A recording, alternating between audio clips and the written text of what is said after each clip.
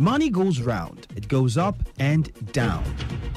But have you ever wondered what business is all about? And have you ever wondered how you can stand out in your business? Today FM has got you covered in this all-new program, Business Today, every Wednesday between the hours of 1 p.m. to 2 p.m. Learn all you need from professionals on how the country runs its business affairs and how you can be an outstanding entrepreneur and grow your business. Business Today, every Wednesday between the hours of 1 p.m. to 2 p.m. On Today, 95.1 FM. 95.1 FM.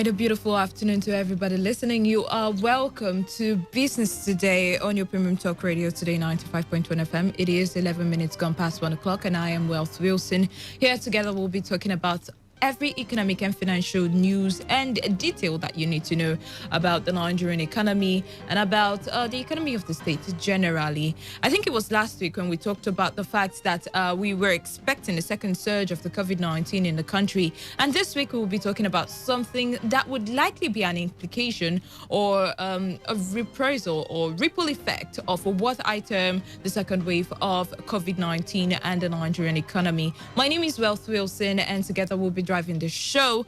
And as I said, we're going to start off with what will be the implication and the future of Nigeria if we experience a second wave of COVID-19.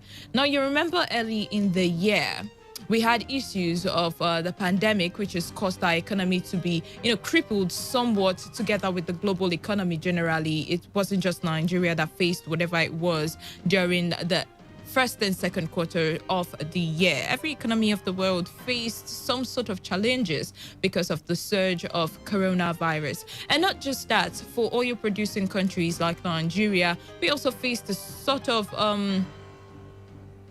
downtrend with the sale of crude in the country. Yes, so apparently all of those put together caused our economy to suffer a whole lot. And then coming to the third and fourth quarter of the year, we experienced that we saw experiences of the NSAS protest, and we saw what that caused for our society and our economy at large. Do not forget that in the midst of all of this, we had earlier shut down our borders, and trading activities, especially in our land borders, had witnessed a little bit of holdback. Small-scale businesses experienced a lot of holdback because of that particular action of the federal government, which of course was supposed to be in favor of the people, so as to encourage inward manufacturing and to also boost sales of locally manufactured goods and produce here in the country. But then let's move on now to talk about the implication of all of this on the Nigerian economy, and that's where we're going to stay focused on, because that's where I want all of us to contribute. You remember early in the year, the projections of the World Bank and the IMF and every other financial organization or institution around the world had posited that Nigeria may likely be seeing a deepening of poverty rate. And that seemed to be, something to cause us to worry and become proactive. Right? Because we already, before the COVID-19 came in, had a projection of poverty deepening in the country, and that would mean that our economy may likely not be able to sustain each and every one of us in the country. But somehow the COVID-19 came in, and that sort of multiplied or even tripled the figure given us by the international bodies or institution on poverty rates. The COVID-19 came in, works and institutions had to shut down. It then means that a lot of persons had to be taken away from their jobs. Some of them sacked, others had their salary slashed, and all of those financial implications that come around a downturn of the economy. And then we moved on to see that that wasn't just the only plight that Nigeria was faced with. We also had the issue of the protest, strikes from school. And all of these things, sort of cumulated a lot of economic toll on the Nigerian economy generally. So we're going to be looking at the implications of all of this. You also remember that last week I had mentioned to you that the CBN, together with the federal government, had posited or proposed to get a loan from Brazil on an agricultural loan of $1.2 billion. And even though some persons had opposed it, the CBN, together with the federal government, seemed a bit resolute to get that one. And that gives us our case study, which is the federal government is kind of interested in diversifying the economy into agriculture and every other sector as well. And if you remember, I think it was last year or early this year when the federal government had mentioned that they would be working with the Turkish institution, or the Turkish state, to see how they can revitalize our textile industry. Now, all of these things, I'm just trying to bring to your memory, or bring back to your memory, all of the strides and the positions that we find ourselves economy-wise in the country. And we would also remember that with all of these things going on, as I say, when I say all of these things, I'm sure you understand that I meant the strike, the COVID-19 insurgents, and the NSAS protest, and the cut in crude oil sales for the country. All of these things put together has caused a cumulative negative for the economy of the country. I mean, we've seen a lot of inflation. I mean, the inflation rate right now is quite outrageous. If you go on any business outlet or business daily, you would notice that we are currently facing a spike in inflationary pressure, which is about currently standing at 13.71% year-on-year basis. Now, this is as a result of the persisting food pressure, which had pushed the inflation headline to about 13.71% on year-on-year basis. And then one would wonder, for a country that is trying to, live up to expectation as to making life easy for the average Nigerian, and an administration that is focused on alleviating the poor and those persons living below the dollar in the country. You remember that the president has a plan of alleviating at least 100 million Nigerians out of poverty, and one would wonder, is the tide working against the plans of this administration? That's one of the questions that we have in our heads. I mean, and seeing that the tides are quite high and hard at this point in time, is this administration proactive enough to put in place all of its plans and implement a lot of these plans so as to meet up with their expectation of alleviating over 100 million Nigerians out of poverty, is the question. I mean, the federal government, or this administration, has been particularly focused about lifting people out of poverty, creating a lot of avenues where small-scale businesses or medium-scale businesses have been able to get loans, grants from banks, together with the collaboration of the CBN, of course. And then one would wonder, do these loans and grants actually get to the small-scale businesses or the small entrepreneurs in the country? Now, with the closing of the border and what that would mean for the small-scale trader in Nigeria, is that also a plus, or you think it has caused businesses to even shrink more in these times? Now, I also noticed that the federal government plans to open the borders for trade for Dangote and some other companies. That was coming from the LCC, the Lagos State chapter of Cummins. And they were trying to explain that the federal government had, made provision, or is making provision, to create a selective opening for certain companies. And now the founder of the Stanbic IBTC Bank PLC, Mr. Tedo Peterside, and Lagos Chamber of Commerce and Industry have condemned the selective approach of the government to economic policies. They say in a reaction to the exemption of Dangote Cement, the BUA, and a gas supply firm from land border trade restriction policy of the federal government. The Nigerian Customs Service on Tuesday also confirmed that the 3 companies listed were granted approval to export their products via land border by the government. Now, the question that has been in the minds of a lot of persons is, with this particular move of the federal government, to allow a selective trading by the 3 select companies, which include Dangote, BUA, and the oil export firm that they talk about, do you actually see any consideration of the federal government for small, honest businesses in the country that are not well connected, because that's the question here, because the persons or the companies allowed to carry out the land border trade are companies that seem to have, a leverage, whether in government and in the economy, basically in the country. So do you think that the government policies and its implementation towards its policies for a better and more serene economic and financial space for all level of entrepreneurs or businesses and enterprises in the country, do you think that it is considerate of all levels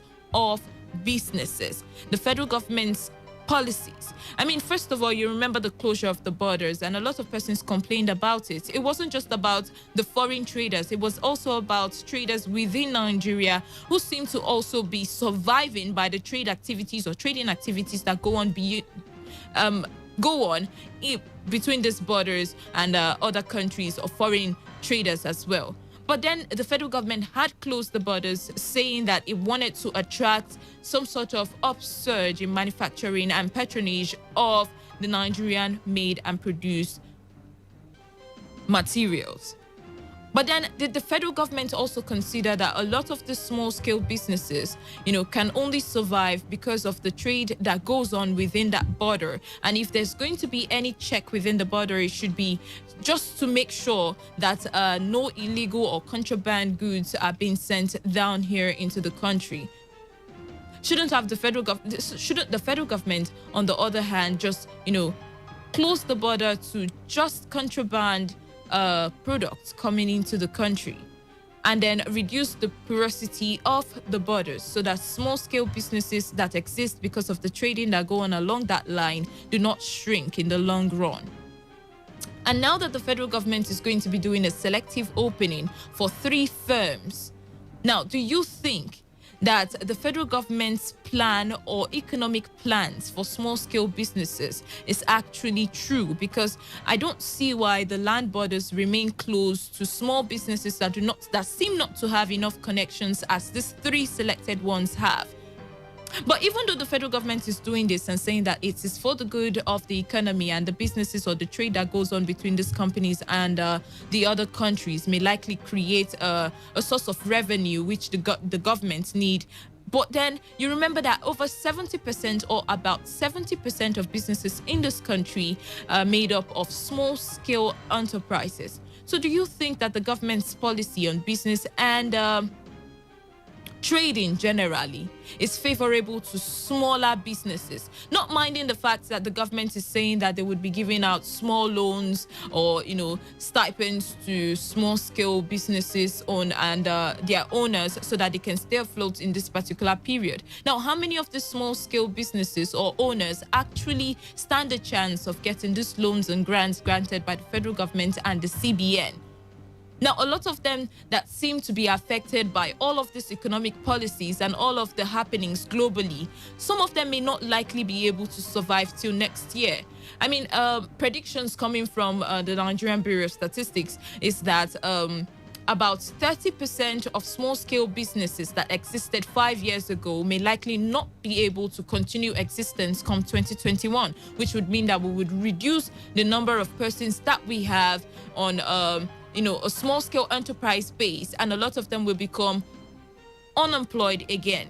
Now, with that, unemployment will simply mean that the poverty rate will continue to increase, which means that the government's policy to alleviate people from poverty may likely not come to fruition because they would not be able to account for the 30% of those businesses and workers who would no longer have anything to do. So do you think that all the policies that the government have made so far is going to really point it towards its goal, which is to alleviate people from poverty in the country? And do you also think that its economic policies, especially with the reopening of the land borders for just 3 firms in the country, is considerate enough to small-scale businesses? And do you also think that the government's plan to diversify into agriculture is tilting towards the right direction? Because from what I read, the CBN summit on the plans to diversify into agriculture in the country, you would notice that the CBN is quite skeptical about how the plans and the grants given to these farmers will be used and when it will start to yield results. I mean, the CBN is to pay 50%, cover 50% of the agricultural loans that the country is getting. And I keep saying that if we're going to be getting loans for agriculture, only for us to give out those loans to individuals in small chunks to these individuals to put into their farming or subsistence farming, that we may not likely be able to cover up for the debt or the agricultural debts that we are accumulating in the country. So do you think, again, lastly, that we should collect a lot of these loans for agriculture and put it into some kind of holistic diversification method, where the government works together with the state governments to ensure that we start to produce agricultural produce in larger quantities than giving to subsistent farmers little by little? Do you think that we would be able to get the funds back? Do you think that we would be able to reap the dividend in the nearest future if we continue with the individualistic loan giving, agricultural loan giving that the federal government has given? So all of these are the questions that we'll be asking on Business Today, because the economy is not looking very well, and we would want to talk about that on Business Today. What do you make of all the economic policies of this administration? Do you think that it is small-scale enterprise friendly, or do you think that it is not very considerate of the small-scale enterprises? And then you could also back that up with whatever stance you choose to take on this one. You could talk about it extensively. How do you think that the government is doing so far in its plan to alleviate people from poverty in the country? 0817 0000951 or 0810 951 951. 95.1 FM. Good afternoon. Yeah, Buchi, good evening. Good afternoon. My name is Wealth. Good afternoon. What's yours? Okay, Wealth. Good afternoon. Comrade Patrick from Elele. You're welcome. Number one, it has already started having a negative effect on small-scale farmers. Number one is poultry product. There is no feed now. The larger farms have already diverted all the feed ingredients for animals, especially poultry farmers. Diverted it into what? I don't understand. As in, they are the only ones that have access to them. The cost of production is so high that you cannot venture into it again. A bag of feed from 3,000 naira and about it now 5,000, which is very, very. And after now, this year, the small farmers will be out of business with the cost of things right now. And now coming to if it is a good, if it is tilted towards economic revolution, in a long run, yes, but in the short run, the farmers will suffer.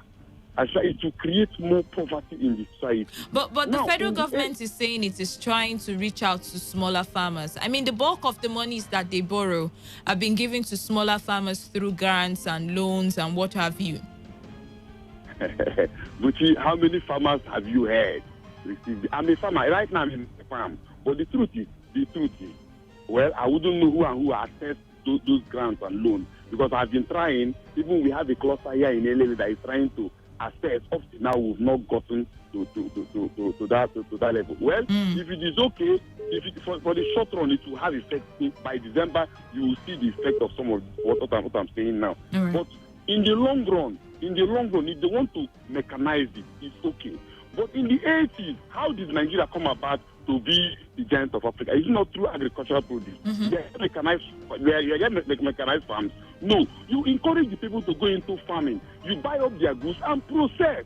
The fact that there wasn't mechanized farming did not mean that we did not have large-scale cultivation of crops. I mean, take for instance cocoa. We used to export cocoa in large quantity, which meant that it's either the government empowered individuals who could cultivate cocoa in large scale, or it actually went in on its own to increase the cultivation of cocoa. So I do feel that the individual, first of all, before I express what I feel, do you think that the government should continue giving out these small loans to small farmers, or it should create an avenue where there is an holistic cultivation owned or controlled by the federal government in terms of agriculture?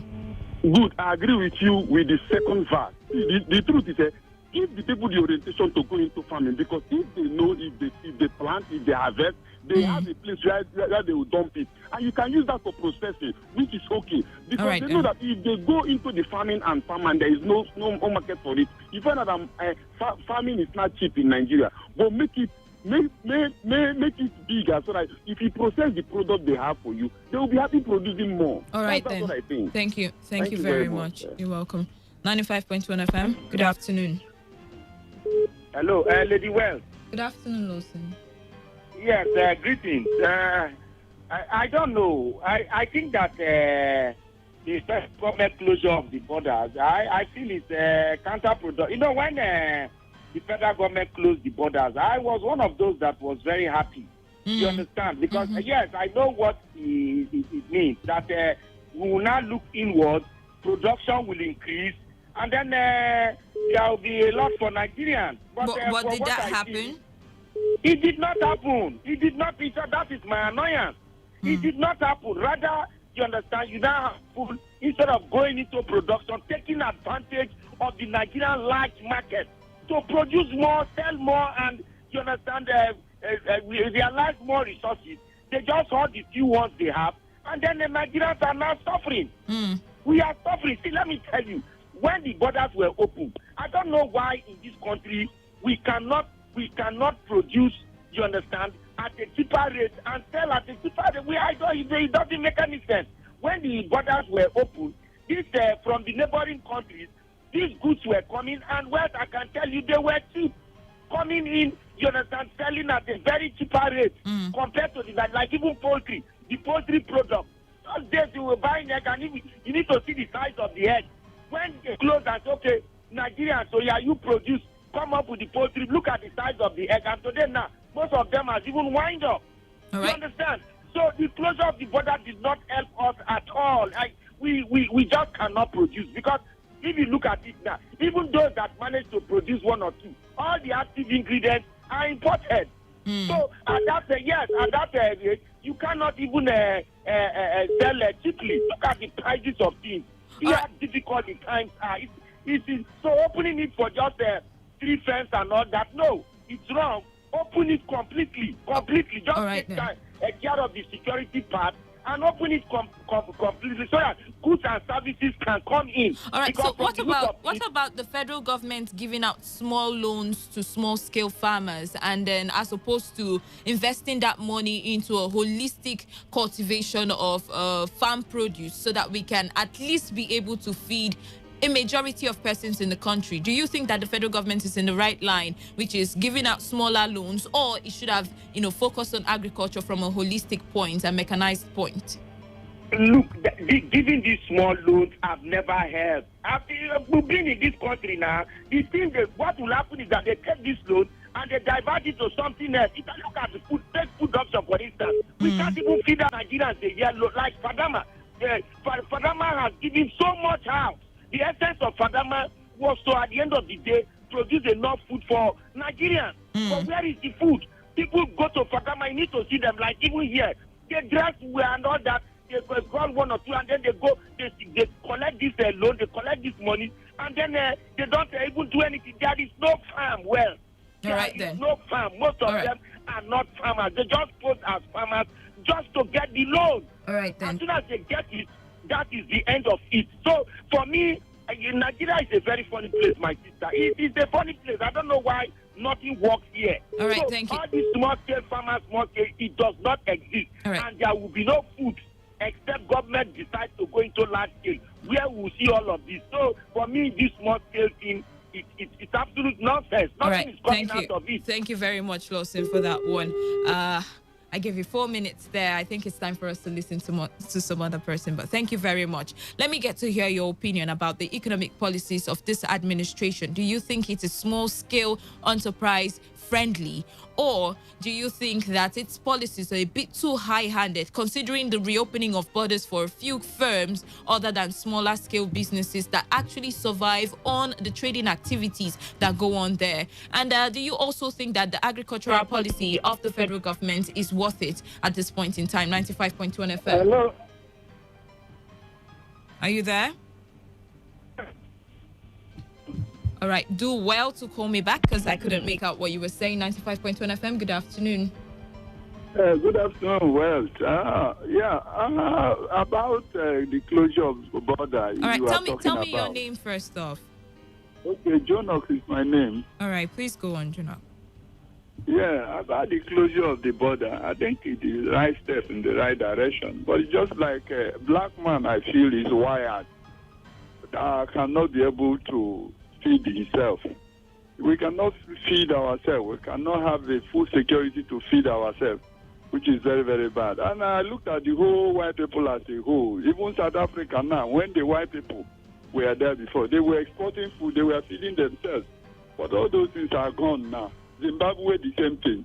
If you look at Angola too, Angola has oil too. They have a reserve. I think either the fourth or the largest in the whole world. They cannot feed themselves. But considering how much monies we are putting into our own agricultural sector, don't you think that at least we should be reaping some sort of dividend by now? It's diverted, just like Lossie said. It's diverted. Even Kosiaris, Alan, they gave him PBN in this presidential task force on rice. They gave him about 10 billion naira to produce rice. He's a car dealer. He diverted it. And so that is how all of them have been doing. And this is very, very bad. That's the fact that we cannot feed ourselves. Trump also said something about it.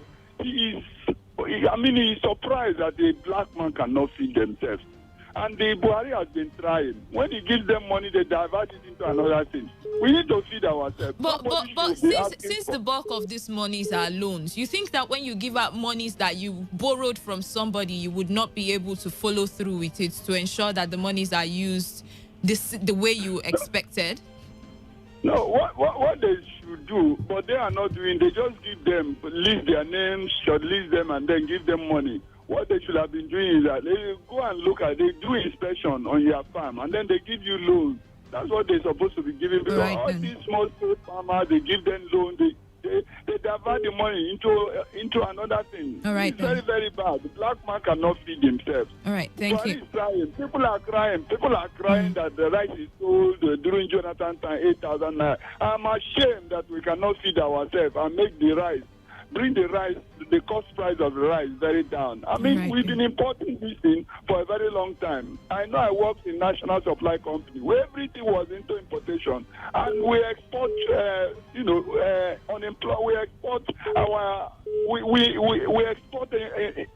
employment to other countries, and then bring back unemployment into the country. All right. This is very, very bad. All right, thank you. Thank you very much for your contributions there. Lost that one as well.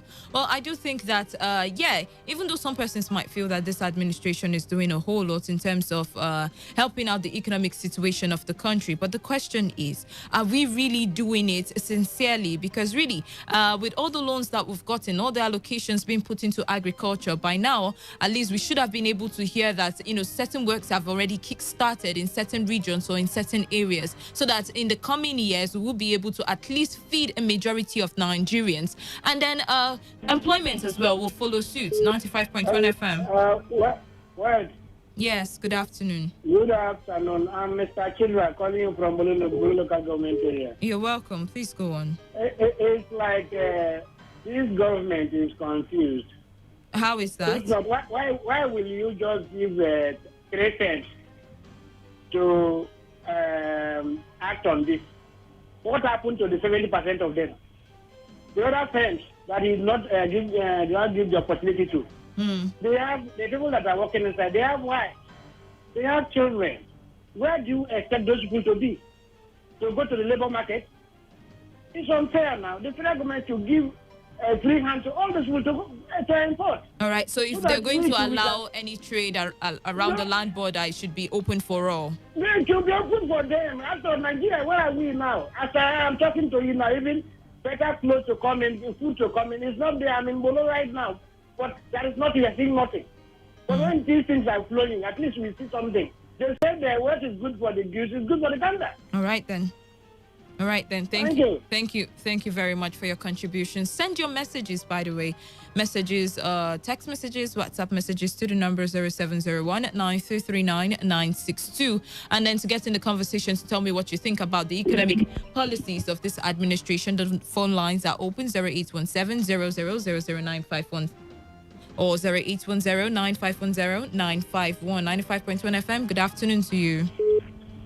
My sister, what? Good afternoon. My name is Louis, calling from Rupoku. You're welcome, Louis. Please go on. Okay, about this border closure of the thing, mostly rice. I don't really seem to understand why the Nigeria choose to close the border on rice. Because the thing there was that we were trying to have mass production of rice.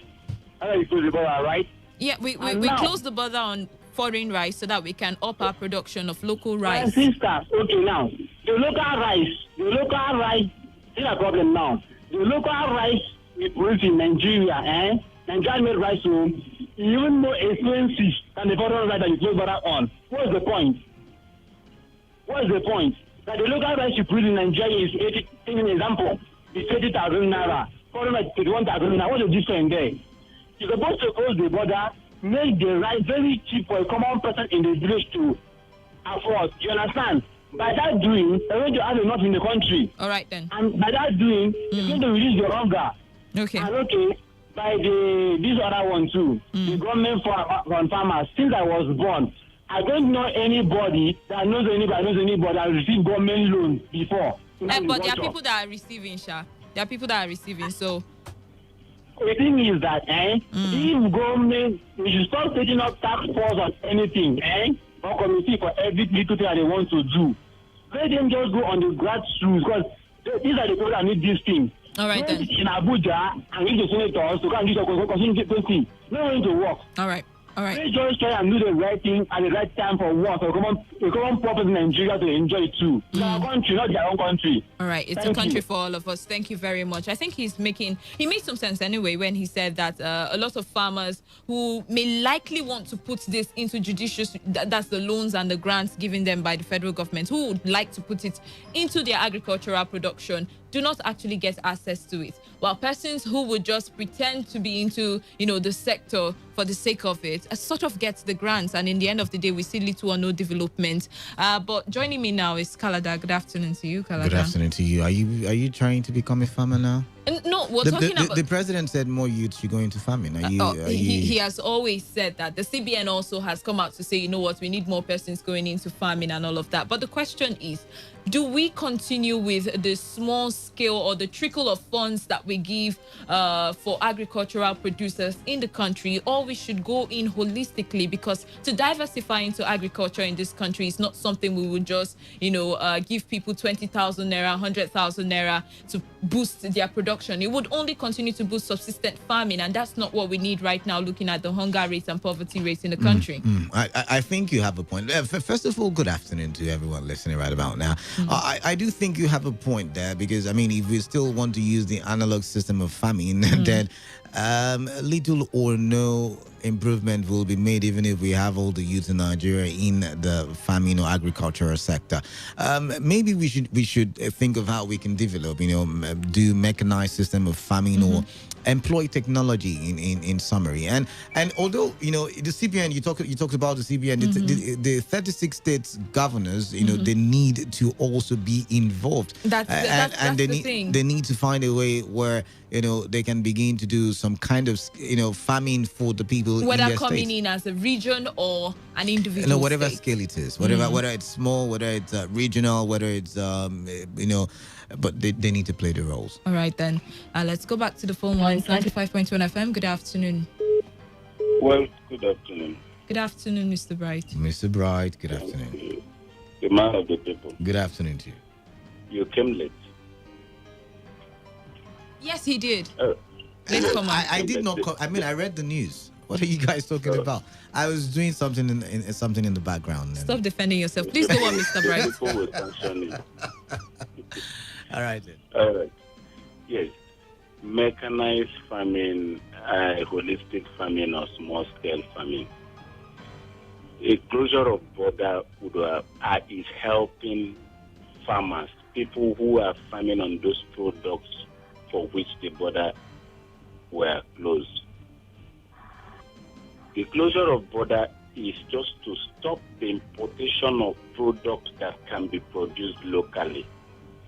And if we were serious, when the borders were closed, we would have gone into producing those things for which the borders were closed because they were going to become big markets.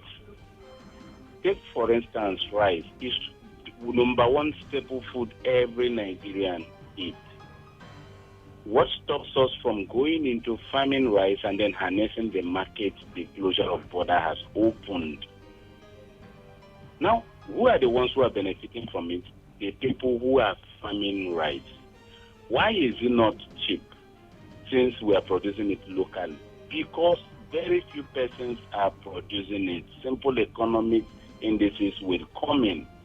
If many persons were producing it locally, it would have been cheap. Right. Some of the rice we are consuming in Port Harcourt is coming from KB State, and they are loaded in lorries with high cost of diesel, transporting them down on bad roads. So their cost price will rise. Our state government just made a loan request, a 6 billion naira agricultural loan request this week. What are we doing with it? In a big city like Port Harcourt, do you know how many bags, or do we call it metric tons of rice we consume in a day? What stops us from harnessing that opportunity and making money and creating jobs? Those are some of the problems we have. Closure of border is enriching people who are into agricultural. But then, Mr. Bright, when you close the borders and allow certain individuals go in and go out and come in, I mean, don't you think it betrays the idea in the first place you were trying to sell? Thank you for reminding me. What are those individuals exporting? They are not importing. No. Let us make it clear. They are exporting. What product are they exporting?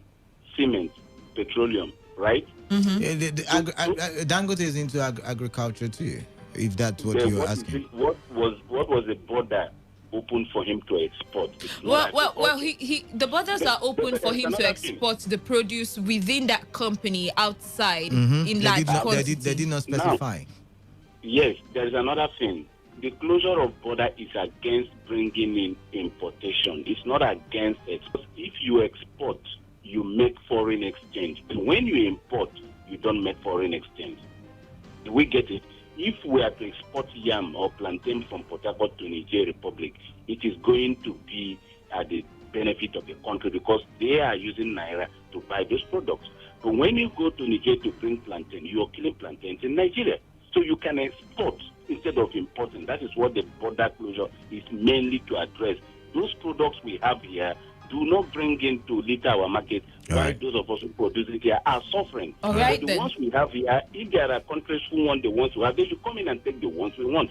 If we are exporting much more than we are importing, economy will grow. So if Dangote and those others are exporting, very beautiful for the economy. All right, those other products we can consume here, we can produce here, plantain, cassava, yam, other things.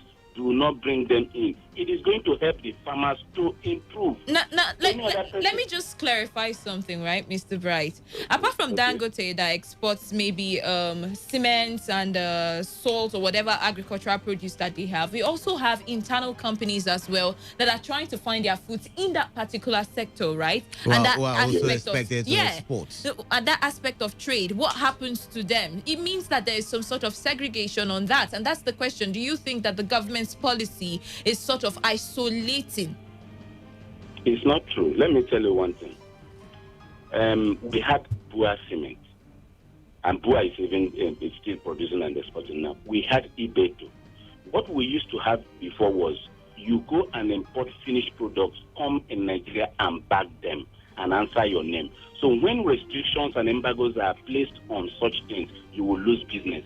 But when you have factories here that only import raw materials and finish your product, you can sell. So all right, then, those Mr. Bright. companies you're talking about do not have manufacturing plants. All right, they only have bagging and packaging plants, and that's what is killing them. Okay, thank you. Dangote is building refinery now. Dangote is building refinery while other players in the petroleum industry are importing fuel. By the time Dangote starts refining and sending out, and that starts crashing the market, they will start crying. What stops other big players from building refineries now, so that you can refine and produce a finished product rather than importing products? Okay. That's all right. the major problem we have. All right, thank you very much. Thank you very much. We've got to move on here. 10 minutes left. Somebody was talking about the monopoly of the economic sphere of Nigeria. That's Dangote and its monopoly. And one would ask the question. Now, Dangote companies, right, has lots of investors buying shares and making sure that, the company stays afloat and the market is very, conducive for it. Now, the question is, do we also allow for that same thriving environment for other companies that are trying to be like or even better than this particular company? Because when we see a diversification of interest in terms of investorship, then we would see that not just one company will monopolize the entire sphere of trade. The last caller has a point. I mean, Dangote has got factories, industries, residing here in Nigeria or sited in Nigeria, and then you want to think, and then all these other people who are competitions, what really do they do? Do they package? Do they buy package here in Nigeria, or do they really have their plants and factories here in Nigeria? So that's going to be another determining factor. All right. But then again, I'm wondering, because it's going to be really difficult for me to say, but I'm wondering if really these other people are giving the same kind of attention like they have given to Dangote. Because, I mean, if Canada, for instance, is giving the same attention, then maybe Canada would be able to build a refinery. That's why I said there are investors who are, keen into this particular company's thriving. But yet again, it's difficult policies. to tell. Yet again, it's difficult to tell. I don't own a company, so I wouldn't know. I wouldn't know as well. All right, so let's go back to the phone lines. 95.1 FM, good afternoon. Good afternoon. Afternoon, what's your name and where you calling from? Yeah, I'm Mrs. Amadi calling. Good afternoon. Yeah, Mrs. Amadi, welcome. Yes.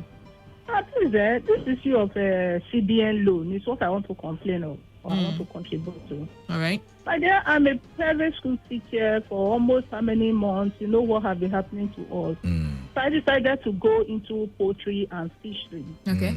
That poultry and fishery, along the line, I was not able to meet up because I just put to bed by February. That was when the lockdown started. So I was able to, all my the chicks I just put, since I was not going to school, everything died. So I was not having enough money to feed them. Okay. Then I now went to the fish, because fish is very easy to manage than chicken. So when I heard about the CBN loan, I was so happy. The agric, is it the agric loan? Yes, agric loan. So now I heard over it about as in on radio. They told us to come to Olu Obasanjo for the seminar. So when I got there, I was asked to pay 1,500 for form, then 10,000. There's I don't know, blah blah blah. In fact, what I want to complain of is the loan. They are not really to assess it is a very tedious way, which is abnormal. When you are given a loan, especially for this kind of time, teachers, with the private school teachers, we are going through hell. Right. The other this thing, I was listening to one other station. They said, why are teachers not calling? How will private teachers call? They don't have money. Even this one I'm using to call you, I borrowed it. Oh dear. To feed my fishes, I cannot feed. It's just God and a mother of 5. It's God that have been helping us. All right. It's never ever easy. So they should make this loan accessible to us, so that we can go and say, another thing is that we should come through this in a cooperation. Is very cumbersome and tedious. And yes, it's difficult. As in, to get the loan. I'm very, very interested. Okay, if then. you can even help me to get it. My fishes are just here, and I don't have, You know what we're gonna do. You know what we're gonna do. Yes, we're gonna find a way to get across to someone who, has got expert knowledge in the CBN loan giving out. So the person will come and explain on the show as to why it is that cumbersome and tedious. Just. Yes, my brother. Just. They said this is a true cooperative. That without cooperative, you cannot access. And I believe none of us, because we're very many that day, everybody was more in the hall. none of us have been able to access it in River State here. Oh, I can tell you that. We will find a way. We'll find a way to get it done. We will get back. Just so keep your could fingers talk crossed. If you can do that, I think it will be a very good thing, because right now we are still at home. We don't have anything to do. Each day that break, I'm even talking of my own children, not talking of myself to feed. Okay. All right. They're not talking of my fishes, please. All right, just hang in there and we'll see how we can get them to explain or break down the procedures to get these loans, okay? Okay. All right. All right, They should please make it accessible to everybody. All right, especially the substances, this in sermons. Okay. Thank you very much. Thank you You're very much, welcome. Mrs. Amadi there. Yeah. Thank you very much. All right, 95.1 FM. Good afternoon, Canada. Good afternoon. Sounds like one guy they call the People's Choice. I'm not happy. Is there any time you're happy, Obina? Is there any time you're happy? Today, I'm not happy. I'm not happy. Well, you mentioned that Harris federal government going to remove people from poverty. Let's start by saying that, in River State here, flood have taken over people's community and the soil community, and they are not coming any palliative or NEMA to show. People are crying for their crops. Crops, their own hard money. Obina. Yes, brother. Obina, before you call the federal government on issues like that, what has the state government done? What has the local state government done exactly? You know why I'm calling about the federal government? They have that place is oil community. Okay. And the federal government always come there to take away the resources. But inside that oil money, they give to the state and the local governments. So yeah, it's still the now, same thing. Two of them, local, state, and federal, have failed. They are impoverishing the people with this flood. Oh, sorry. We were having an interesting conversation. Here's the thing. When he talked about flood, what came to my mind was before now we had the forecast as to states and places that would be hardest hit by the flood and all of that. Now, since the time of that forecast, did we not put anything in place? I mean, looking at it now, you would notice that the hike in food prices, they would tell you, is as a result of the washing away of their farm produce. Yeah. I mean, all of these things now happening, the ripple effect of the negligence of something that we would have been proactive to, to prevent in the long run, whether federal, state, or local government. That's my problem, the proactiveness of government. I mean, this warning, has been there, like, the alarm, the early morning alarm, when you're sleeping and then the alarm comes on. And that's how this warning has been since January, February, March, thereabout, While we were talking COVID-19, we were talking flood as well. And, nothing was done. Nothing is being done. And so I'm wondering, proactiveness. 95.1 FM. Okay, I called back. Obina. Obina, lucky now, you. You know that since this a month now, let me use a month now, I've not heard from radio that this community is saying that somebody has visited us who all of them run away. The main people that are supposed to come and visit the community have run away. They are waiting for the rain, the water not to go. Is that the solution, my brother? You are waiting for the water to go. You see people cooking inside water. We see a lot of people against these people. The people that own the line, they are taking oil from. So the bottom line is that the federal government isn't really... The federal government is not doing enough to remove people from poverty. Now, about this import and export something, do you know that one of my uncle in Aba, they used to export their shoes this period now, they have stopped them. All these small scale industry that would they export their shoe out, they have stopped them because it's only Dangote. They like monopoly. But Dangote is not into shoe production now. No. Apart from that, no, they want cement now. They're talking about But you talked about shoe now. But Dangote is not in shoe business. Why must it be only cement alone? All right then. Why must it be cement? Why not allow other people to export their goods? All right, Obina. They're impoverishing people. All right. It's unfortunate, my brother. It's unfortunate. This is an evil act. Okay. Against the people. Okay. If you don't like what believe, yeah? Bye-bye. Bye-bye too. You see, that's what I was saying. The truth is, even though we're looking at Dangote, BUA, and what's the name of the other company now that the federal government had allowed, even though we're looking at the scale of how much they are exporting, we should also consider the fact that at least 70% of the persons, entrepreneurs in this country, are small-scale business owners. So what happens to those businesses? Because the ripple effect would be that they can no longer trade, which means that they are now out of business business, or they may likely fall out of business in the coming years, and unemployment will be on the rise. And by the way, according to that report, or according to reports, the non-oil exportation revenue dropped drastically in the more than 1 year period of our borders being closed to neighboring countries. So we need to look at all of those facts and all of those stats, and put into consideration what we are doing and make the right policies. That's what I'm going to say. But stay tuned for the news update at 2. When we return, conversations continue with Wealth Wilson and yours truly, Canada. Good afternoon. This is Today 95.1 FM, Port Harcourt, voice of the people. Every day, every hour, when the big stories break, depend on our 24-hour news team to bring you the latest. Today 95.1 FM. Today 95.1 FM, Port Harcourt. News update.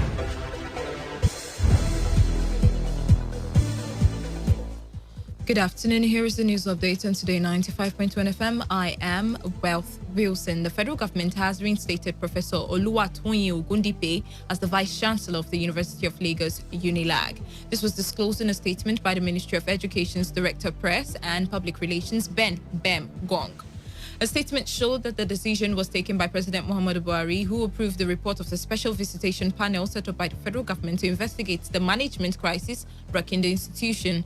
The approved report by President Buhari stated that the removal of Professor Ogundipe did not follow due process. It said the Vice-Chancellor was not granted an opportunity to defend himself on the allegations upon which his removal was based. It could be recalled that the Minister of Education, Malam Adamu Adamu, had in September received the report of the visitation panel on behalf of the federal government. Adamu also assured that the recommendations of the panel would be scrutinized with the aim of full implementation. President Muhammadu Buhari has mourned a former governor of Kano State, Alhaji Balarabe Musa, describing him as the voice of the voiceless. President Buhari's position on the deceased was contained in a statement by his senior special assistant on media and publicity, Garba Shehu. In the statement, the president mourned the former civilian governor of the state, whose passing, he said, will be missed by all Nigerians. The president also said the deceased reflected the passion and vigor that heralded Nigerians' independence, which steadily translated into activism for return to democracy at the height of military interregnum, and has remained steadfast in the call for good governance and inclusive governance. Ondo State Governor Rotimi Akeredolu has defended the freezing of bank accounts belonging to #NSAS promoters. The governor believes the action is not a conclusion, that the accounts were used to sponsor acts of treason. The governor, who doubles as the chairman of the Southwest Governors Forum, said this when he appeared on a television program. Although some social commentators and members of the public have described the action of the Central Bank of Nigeria, CBN, as an abuse of power, the former president of the Nigerian Bar Association said the protest must explain the flow of funds into their accounts. Akeredolu equally downplayed insinuations that the protesters are being charged for a treasonable offense. Recall that the Federal High Court in Abuja last Friday granted the request of the CBN to freeze the accounts of 19 individuals and public affairs company linked to the #NSAS protest. No fewer than 17,606 teachers across the country are to sit for the 2020 qualifying examinations from November 12 to November 14. The Registrar and Chief Executive of the Teachers Registration Council of Nigeria, TRCN, Joshua Ajiboye, made this known at a news conference in Abuja. Ajiboye said Osun State tops the list with 1,727 candidates, followed by Adamawa with 1,623 candidates. Nasarawa State, 934 candidates, and the FCT with 850 candidates. He said that Jigawa and Ekiti states were, however, excluded from the computer-based examination for their failure to meet the benchmark of 100 candidates per state. On the foreign scene, the world's longest-serving Prime Minister, Prince Khalifa bin Salman Al Khalifa, has died. The Bahrain prince, who had held the post since independence in 1971, died earlier today at the age of 84. Prince Al Khalifa, who was said to have died at Mayo Clinic Hospital in the United States of America. The burial ceremony will take place after the body has been transported home from the United States and will be limited to a specific number of relatives in line with the coronavirus restrictions. During the mourning period, flags will be flown at half-mast and government ministries and department schools for 3 days. The prince was a controversial figure during his long time in office and deeply unpopular with the Sunni-ruled kingdom's Shiite majority. And that was the news update on Today 95.1 FM. Do not forget to take responsibility. Wash your hands frequently with soap under running water. Avoid touching your face in high contact surfaces to prevent coronavirus. Once again, good afternoon. I'm Wealth Wilson and thank you for listening. Do stay tuned as today's hustle comes up next with Calada and Wealth Wilson. Today's news, today's entertainment, today's sports, today's issues. Today on Today 95.1 FM, Port Harcourt.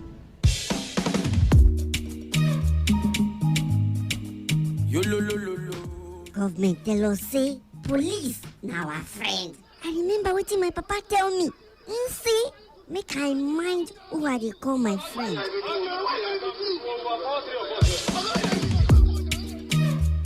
Young lady, you're under arrest.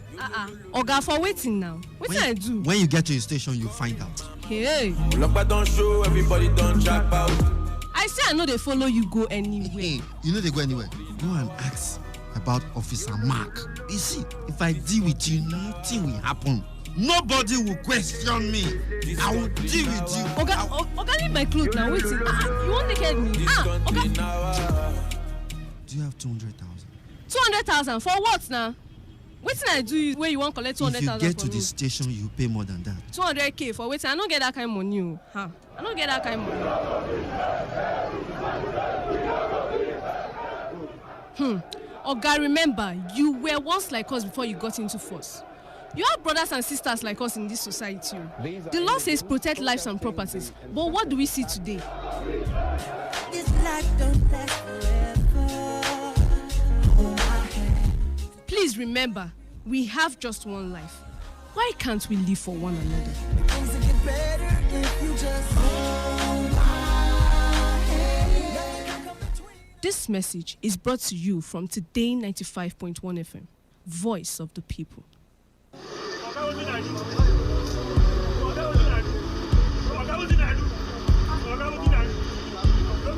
I am a proud Nigerian. I have been placed here by God for a time such as this. The degradation, challenges, and problems faced by Nigeria are the perfect backdrop for me to develop and utilize my God-given potential. I will not complain. I will not criticize. Rather, I will use my skills, gifts, relationships, and experience to find long-lasting and revolutionary solutions to the many challenges confronting Nigeria.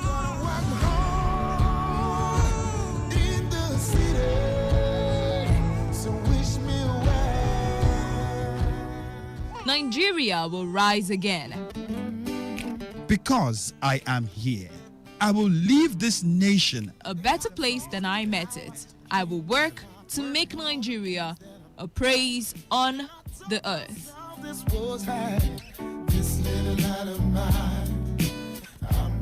I will work to make Nigeria a praise on the earth. So help me God. Let me tell you how I got this far. This message is brought to you by Today 95.1 FM, Voice of the People. This is today's hustle. One show that embodies objectivity. We raise the bar in examining the good, the bad, the sordid, everything that has to do with society.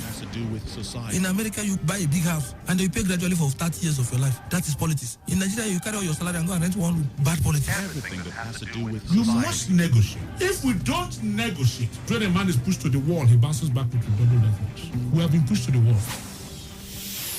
The Hustle. Every weekday from 1 p.m. to 3 p.m. on Today 95.1 FM.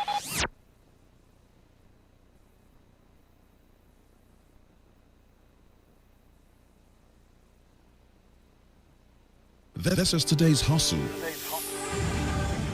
One show that embodies objectivity. We raise the bar in examining the good, the bad, the sordid, everything that has to do with society. In America, you buy a big house and you pay gradually for 30 years of your life. That is politics. In Nigeria, you carry all your salary and go and rent one room. Bad politics. Everything that has to do with You society. must negotiate. If we don't negotiate, when a man is pushed to the wall, he bounces back with double leverage. We have been pushed to the wall. The Hustle. Every weekday from 1 p.m. to 3 p.m. on Today 95.1 FM.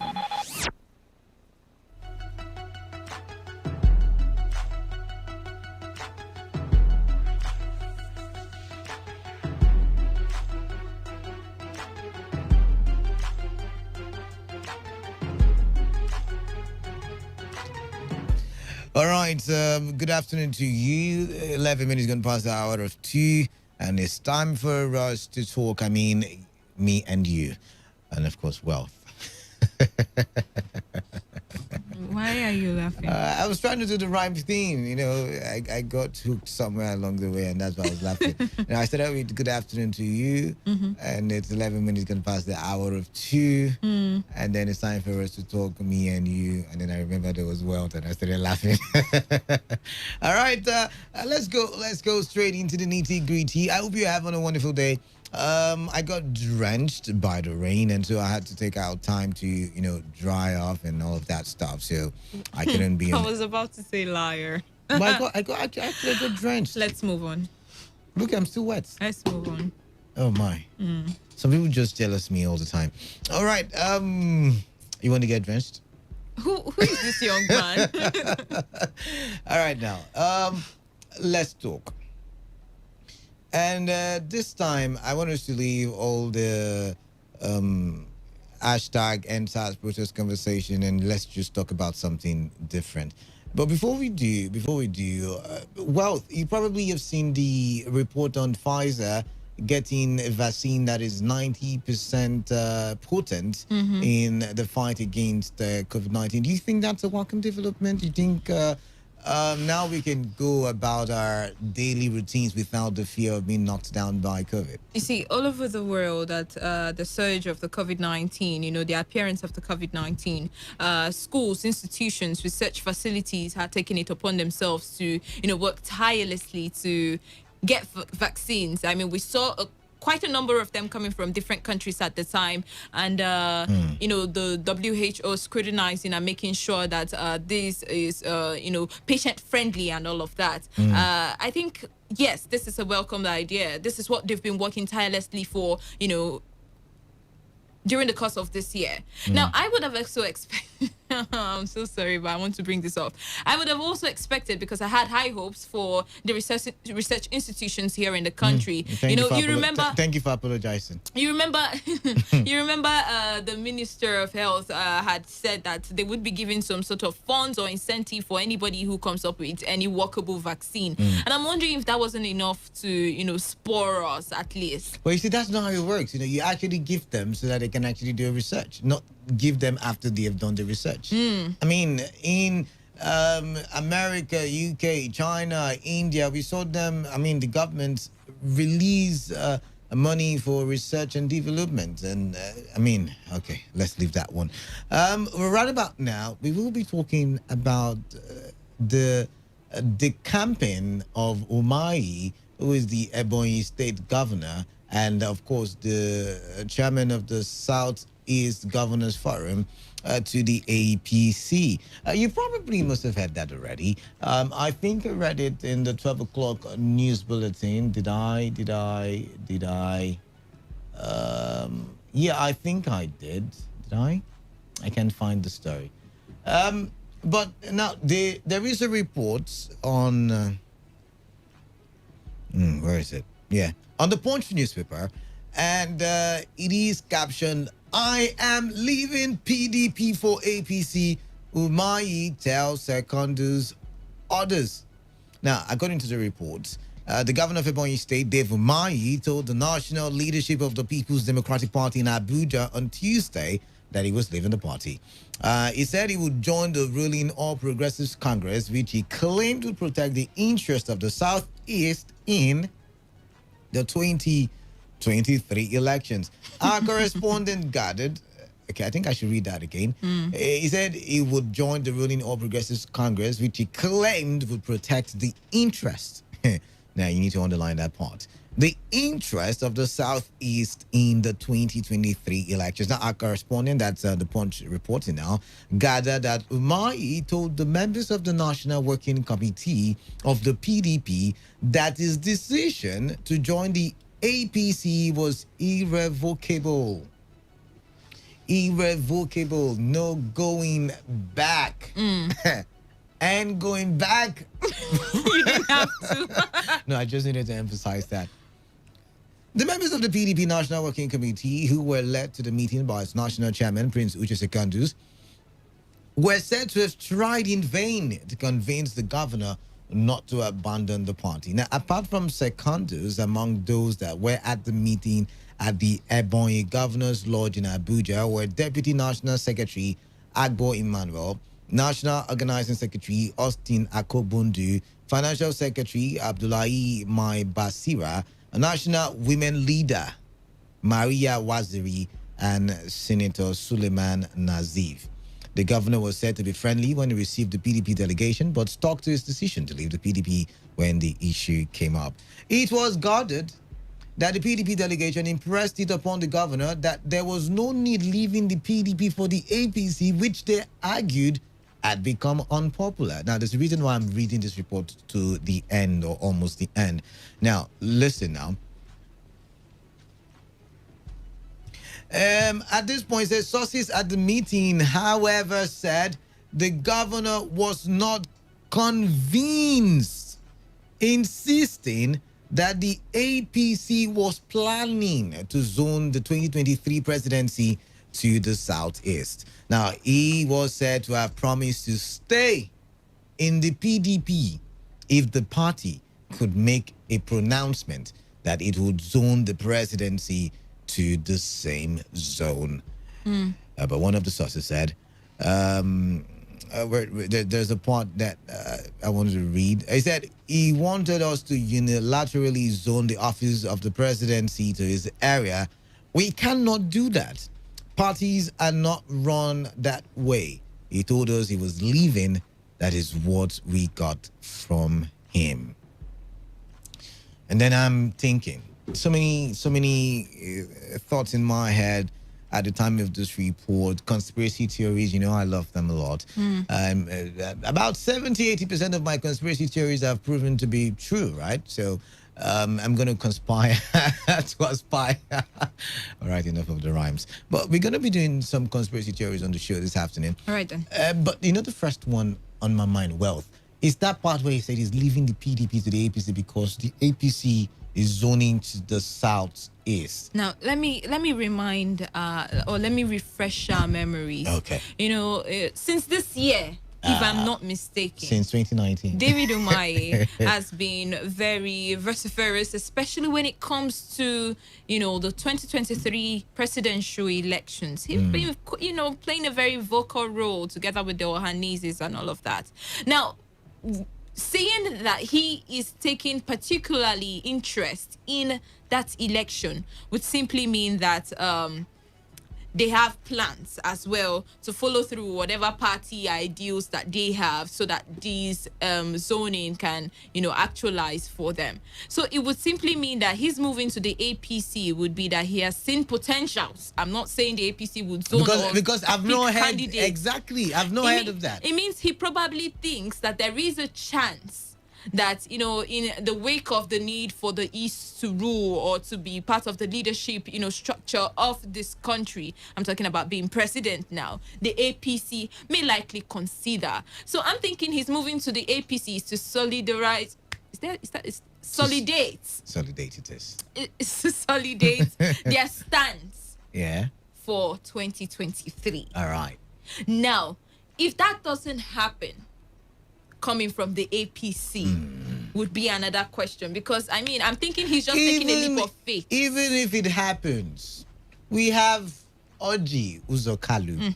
Okay. We have Okorocha Rochas. What about Peter Obi? We have Peter Obi's PDP. We have Chris Ngige, Dr. Chris Ngige, and many other Igbo politicians who are in the APC already.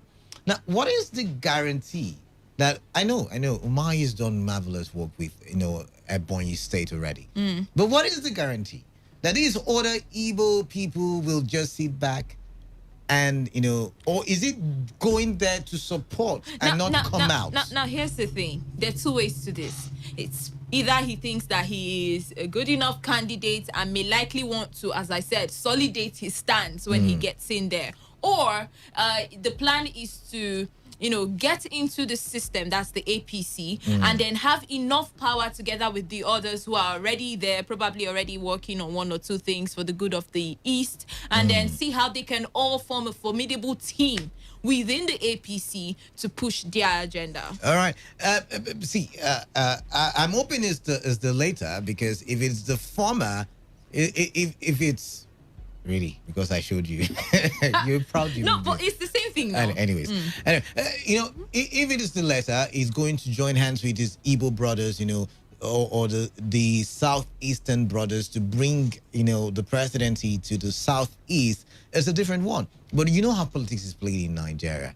If you're decamping to the party, it's because you think there is a better platform for your political aspirations. And then I'm wondering, now, everything he has become politically, he did become under the PDP. From, being the state, the PDP the party chairman in the states, to being the governor 2 times, to being, there's one other post he had, I cannot remember it now. It's all been under the PDP. So I'm wondering, and yet again, why is the PDP finding it very difficult to give it to the Southeast? Now, if you look at the zoning under the PDP, the Southwest has taken 8 years, true. The North has not taken 8 years, I understand. But what is the guarantee that Atiku will go there? Because Atiku's name is what seems to spring up whenever we talk about zoning to the North. What is the guarantee that Atiku will go there and stay only 4 years? Who does that? Who does that? I mean, not even Canada will go there and stay 4 years.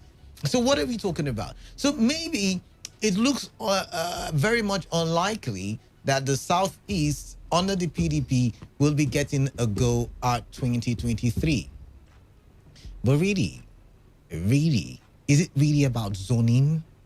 Is it really about zoning? Because Umahi and the other Southeast governors were in River State, a couple of days ago, sometime last week. Is it really about zoning? Is it last week? I think it was on Saturday or Sunday, one of it, correct me. Is it really about zoning? Or is there some internal politics that is going on that we really do not know about? Because like we just debated about. Even the APC is not certain that they're going to give it to the Southeast. Remember when Amici came out and said the Southeast would have to work for, their presidency because nobody's going to give them on a platter of gold. So if that be the case, is there some internal political wrangling?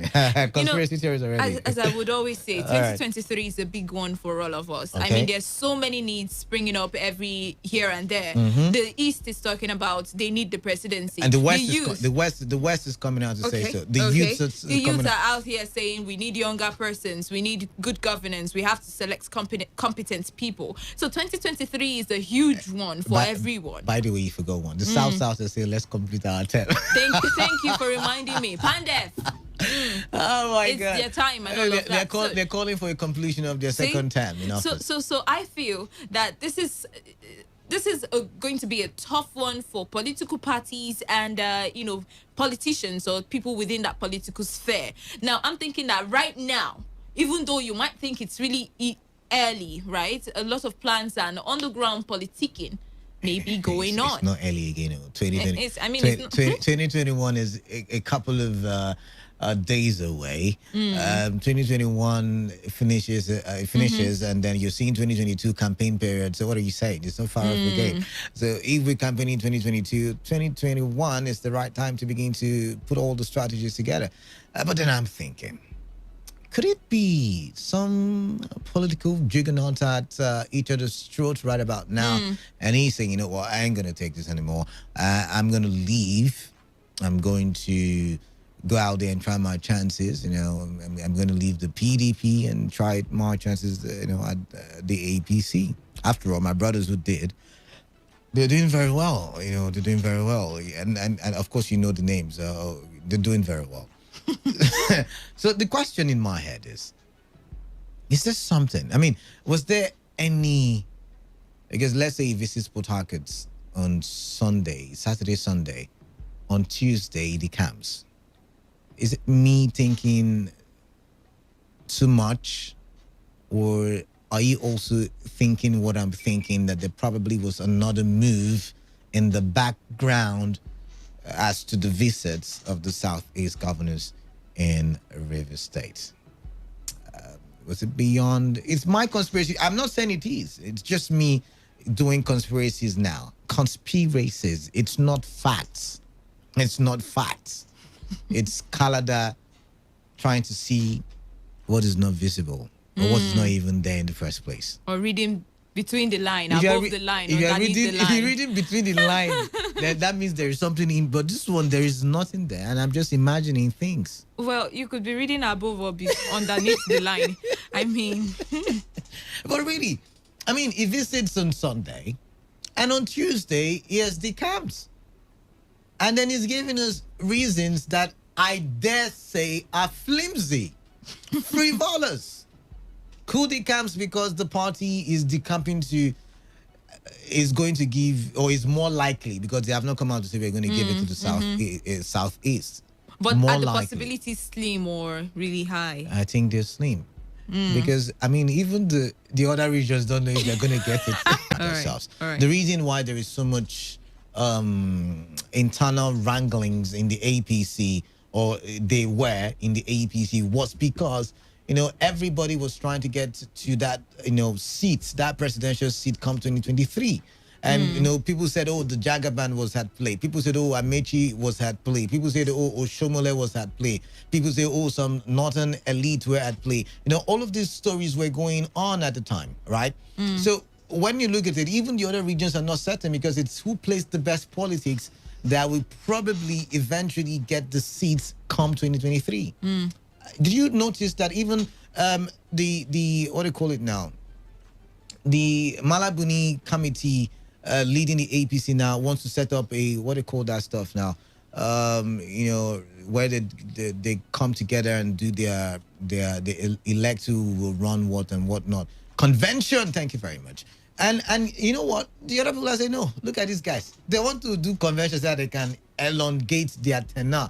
And then you're wondering, even the other regions are not even sure.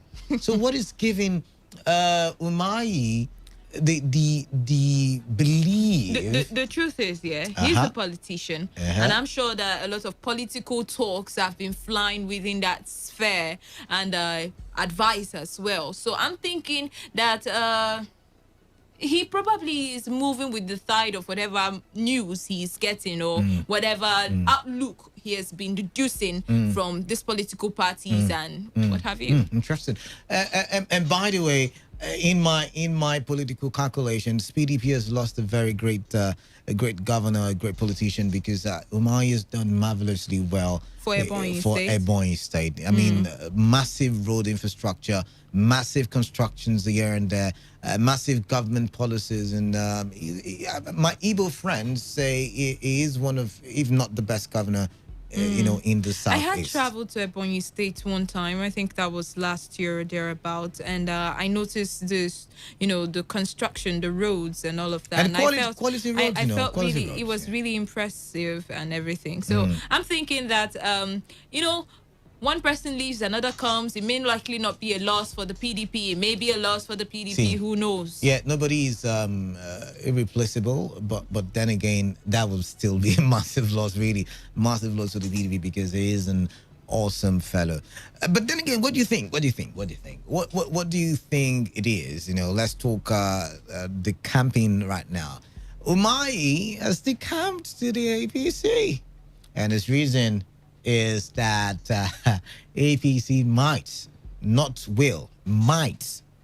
likely zone the presidency to the southeast. Okay. What's your take on it? It's the bottom of the hour. And what that means is that it's time for Wealth and I to open the phone lines, and then you call in and say what's on your mind. And then at the end of the day, we probably would have talked for development, political development.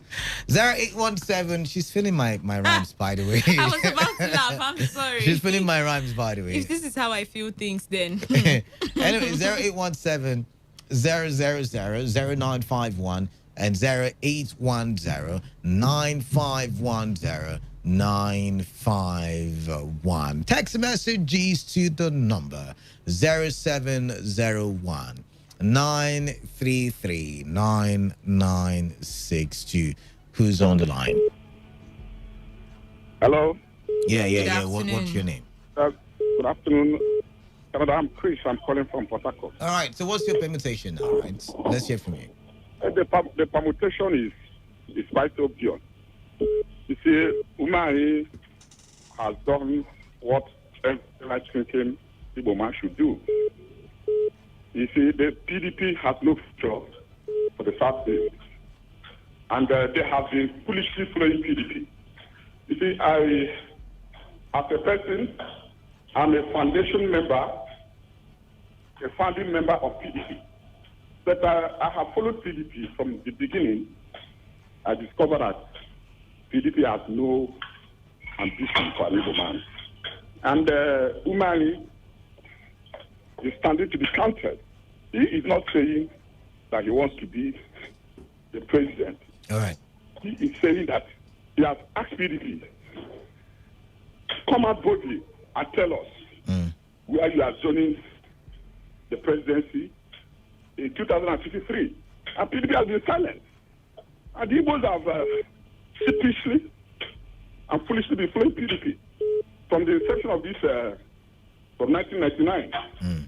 If you calculate the political history of Nigeria, Igbos can't be. So what if now that you've brought this to the fore, what if you don't get?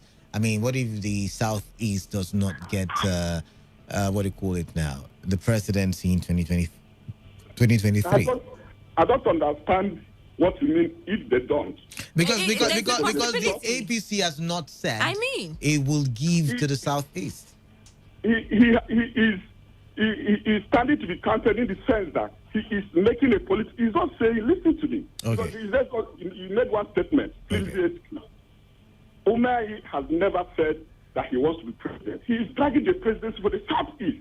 No. Nobody said he wants to be president. We're saying, what is the possibility as well that the APC will be giving their candidacy to from the Southeast? the East? Thank you. I want to tell you that APC as a political party is a party that is built on justice. All right then. Yes. Listen. Buhari, as the president of Nigeria, makes it known to the Southeast during the 2019 election that they should vote for him. That he would like to an Igbo man to be president. But this PDP defeat was what actually Umari is very close. Let me tell you, Umari is very, very close to Buhari.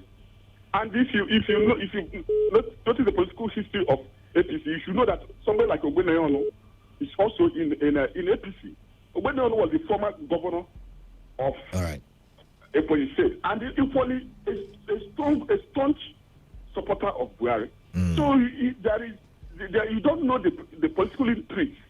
You don't know the political permutation that has been going on in the APC. And Buhari is somebody that stands for justice, irrespective of if he's the kind of the things he's doing in the South is essentially the opposition that is coming from IPOD and whatever people.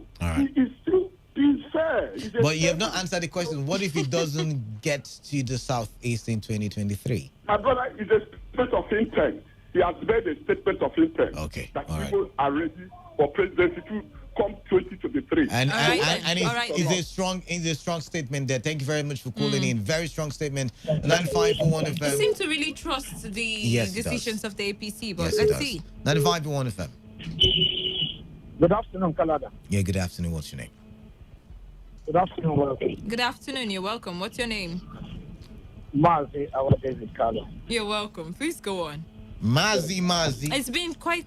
I haven't heard from... It's been very busy. Very busy. Yes. I want to say, our David Carlo said that none of these governors, none of these politicians from the Eastern region have anything to do with their people. Will you believe me? How? I don't know. I don't live in those areas. You tell me. You are in a better place to tell me. Thank you. Please, when I lie, just say no. Mazi David, you lie. Okay. I think you were alive in this country before this current president now became a president, where he told his incumbent president or the former president that an attack against Boko Haram is an attack against the North. And what does that go to do with that conversation? Yes, I'm coming. Which of the politicians in the Eastern region have ever spoken on behalf of the people? Is it P2P that killed the Masud members? Or which do you just name one? Let me just tell you something. Now, Afghan. What was the ideology of Afghan? Do you see the reason why I said this? All these politicians don't have any ideology. Mazi, calm down. We're having a conversation. Yes. But now that you've brought this up now and looking at it from the idea of fighting for their people, I mean that's what you've explained. Wait. That's what you've explained. Being in touch with the people means. Now, do you realize that there are several ways of fighting for the people? I mean, even Ojukwu in 1993 associated himself with the political party because he felt that political party would have brought a lot of dividends of governance to his people. So there are different strategies, apart from going out and being vociferous about your people, you can actually join a political party and on the sideline work for the interest of your people by dragging whatever structure that political party has in governance to your people. That is exactly what I am asking. Where should we start from? Because I used to be afraid. If these people can be ordinary governor and be behaving this way, that means when they will turn to be a president, I wouldn't be surprised. There will be a great place in my own village. For example, I want to give you an example.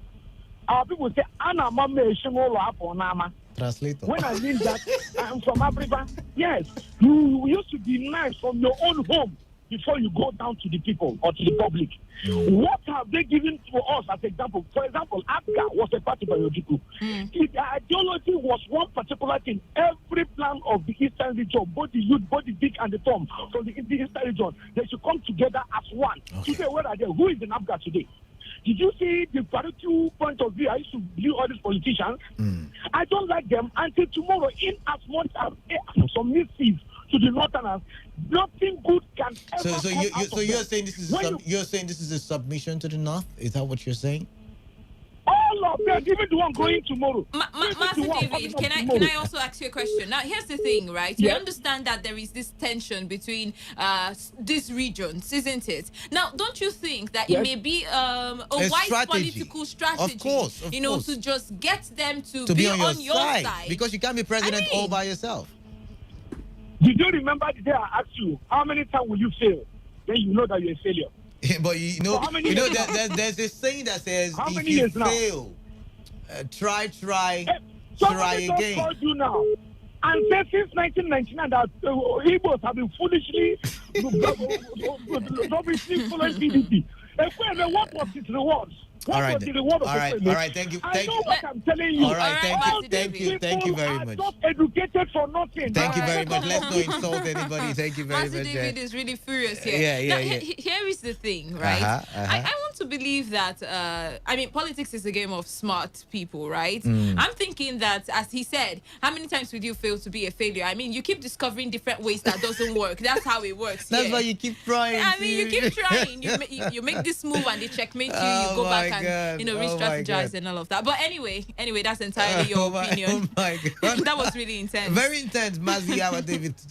Really intense. This one says, Canada, APC is zoning their presidential ticket to southern Nigeria, while Dave is taking his chances to contest in APC. Having checked his chances in APC and PDP, is on the right direction. Bonki Kalu Port Harcourt. But Bonki, have you heard the APC say that? I mean, have you heard them say that?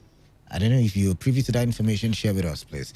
This one says, I am leaving PDP for APC. Umai tells Secondus others.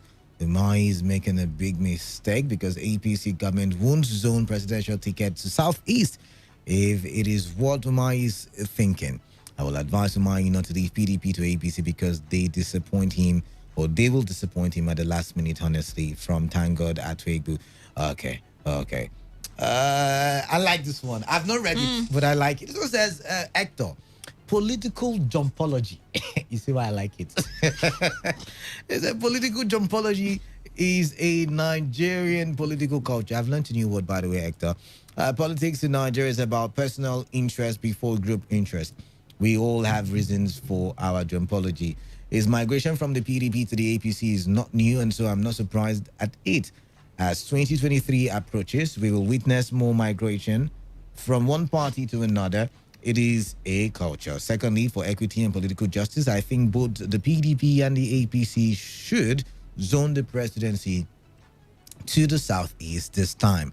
Good afternoon, KD, from Hector Christopher. Thank you for teaching me political jumpology, and it's a word I'll be using very often from now on. Thank you very much, Hector, there.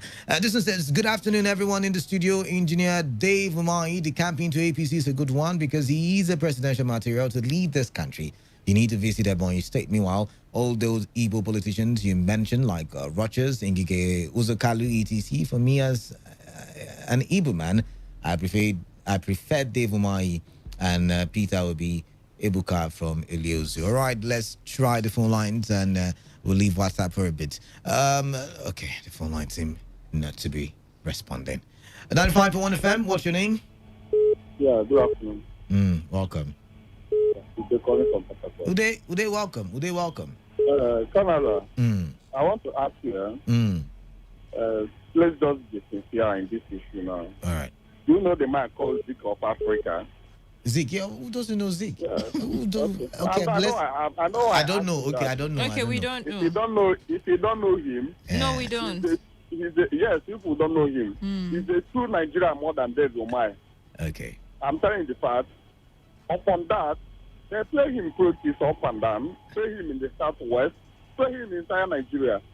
So Dave Umai can only get his selfish interest by joining APC at the end. APC will not give Igbo man a You can't call that it's not selfish. because he has said he wants the southeast region to get the presidency. Now the confusion for us is whether he's the one that is going to go or he's going to support someone. But the truth is he wants it to be zoned to the southeast. He didn't hear what he said. He said that he wanted the southeast man to be the southeast now, but he didn't mention his name. Yes, let me ask you. Okay. APC as a political party was not fined by Igbo, any tribe of Igbo guys. Was the APC and the Yoruba and the Northerners, they are the one that find APC as form of the way Lugard and the co find Nigeria. If, for example, there will zone even political party in APC will zone their candidates 2023 in Southeast, I don't think that it should be Ubonnia because or Dave Umahi. Because why I'm saying so, he's not the founder of those political parties. There was a people there before. No, but you're not getting the conversation. Now we're not necessarily saying that Dave Umahi will be the president, but I think he's fighting for the Southeast region.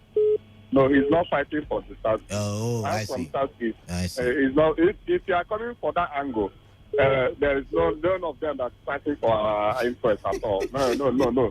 Don't even go that way. Okay. I will tell you that he's looking for his own selfish interest. Okay. I think he will be. I'm telling you, don't be surprised that if, for example, now they throw presidency to Southeast, he will be fighting to be. So, mark my word, he will really fought to the last blood of him.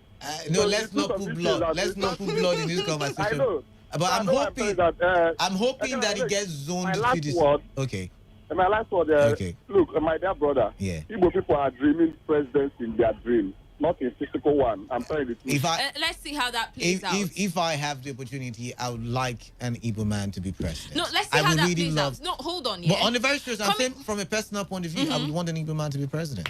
A lot of persons will want that as well. Yeah. But the truth of the matter is that I'm thinking from his own standpoint, right? Looking at the tension and what goes on in the political terrain and who actually really controls what happens in this country. That it might be a utopian dream for the Igbo man. But the truth is, seeing that it is something that has not been reached, right? Yeah. Now, there is nothing wrong in scheming. Yeah. Now, this because might be part of it. That's what politics is all about. Now, this might be part of it. Yeah. And we never can tell. So we'll have to wait. Maybe 2022, we start to see where the lights are shining from. But if the politicians are listening, maybe from Abuja, I do not know. But I really would like an Igbo man to be president because, like so many people have said, the Igbos are the backbone of our economy. Imagine if the Igbos decide to remove all their shops and all their monies from our banks. Oh my God, we will be a crippled economy. So, and I want to think that if they take that same economic knowledge, when Peter Obi talks, a lot of people say he sounds very smart and all. And I feel like he has to do a lot with, the Igbo blood inside of him. And I really would like to see, an Igbo man as president. You never would know. It might just be an awesome surge for our economy. Well, I would really like to see a competent person become president. I mean, somebody whose performance is undeniable. I understand that. I understand that argument, but like I said, I like to see an Igbo man. Give them the chance. And number one, it would end all this conversation of zoning and no zoning, and I feel if the Igbo man gets to be president, then we can then start talking about competence. But we can't talk about. We can't talk about competence. Let them get a feel of it, and then we talk about. Oh, what about the South? The South will now get their own. No, we've gotten. But what of the second term now? Well, let's do one term. I know somebody will call me and cut my head off, but I mean, think about it. 95.1 FM. Hello, Canada. Another South man is called. Okay. See, one thing you need to understand is that wisdom, with a man, you need to use your head. If you don't, David Omaye is one man I respect a lot. He's a moderate Igbo man. He's a man that he has broad-based thinking. He doesn't think. He's not. His thinking is not shallow at all. You see, the Igbos have failed to play the politics. All this is about politics. That's one thing they don't know. They don't even understand. PDP definitely is not zoning it to. We know who's going to take it. You understand? Come to the street. I don't know. How did you know? Are you flying in the night? How did you know? I don't know. There is a big hand in PDP that once he brings that his hand, nobody I can tell you right now in PDP that can challenge him. Who's that big hand? Who? Atiku. I thought you were. I did not know. I thought you were going to say Pazu. No, Atiku will not. He will never. In fact, it's so clear that he's going to get that ticket. Okay. Now, the Igbos have said, just like a caller said, since 1998, when you talk about PDP, the Igbos are very strong supporters of PDP. All right. What has PDP given to them? Nothing. But I can tell you that APC will never zone the presidency back to the north. Now, never. It will either go to the south. Will they give it to the southwest? Now, that's the point. Either Yoruba or Igbo. Lawson, let's pause you now. Let's be frank. When the formation of the APC it was signed between two major regions, whether you like it or not, the north and the west. So what makes you think in the zoning of things, now that the north has gotten 2 terms, that it will now go back and give to the east when the west has not been satisfied? No, the west now understand something.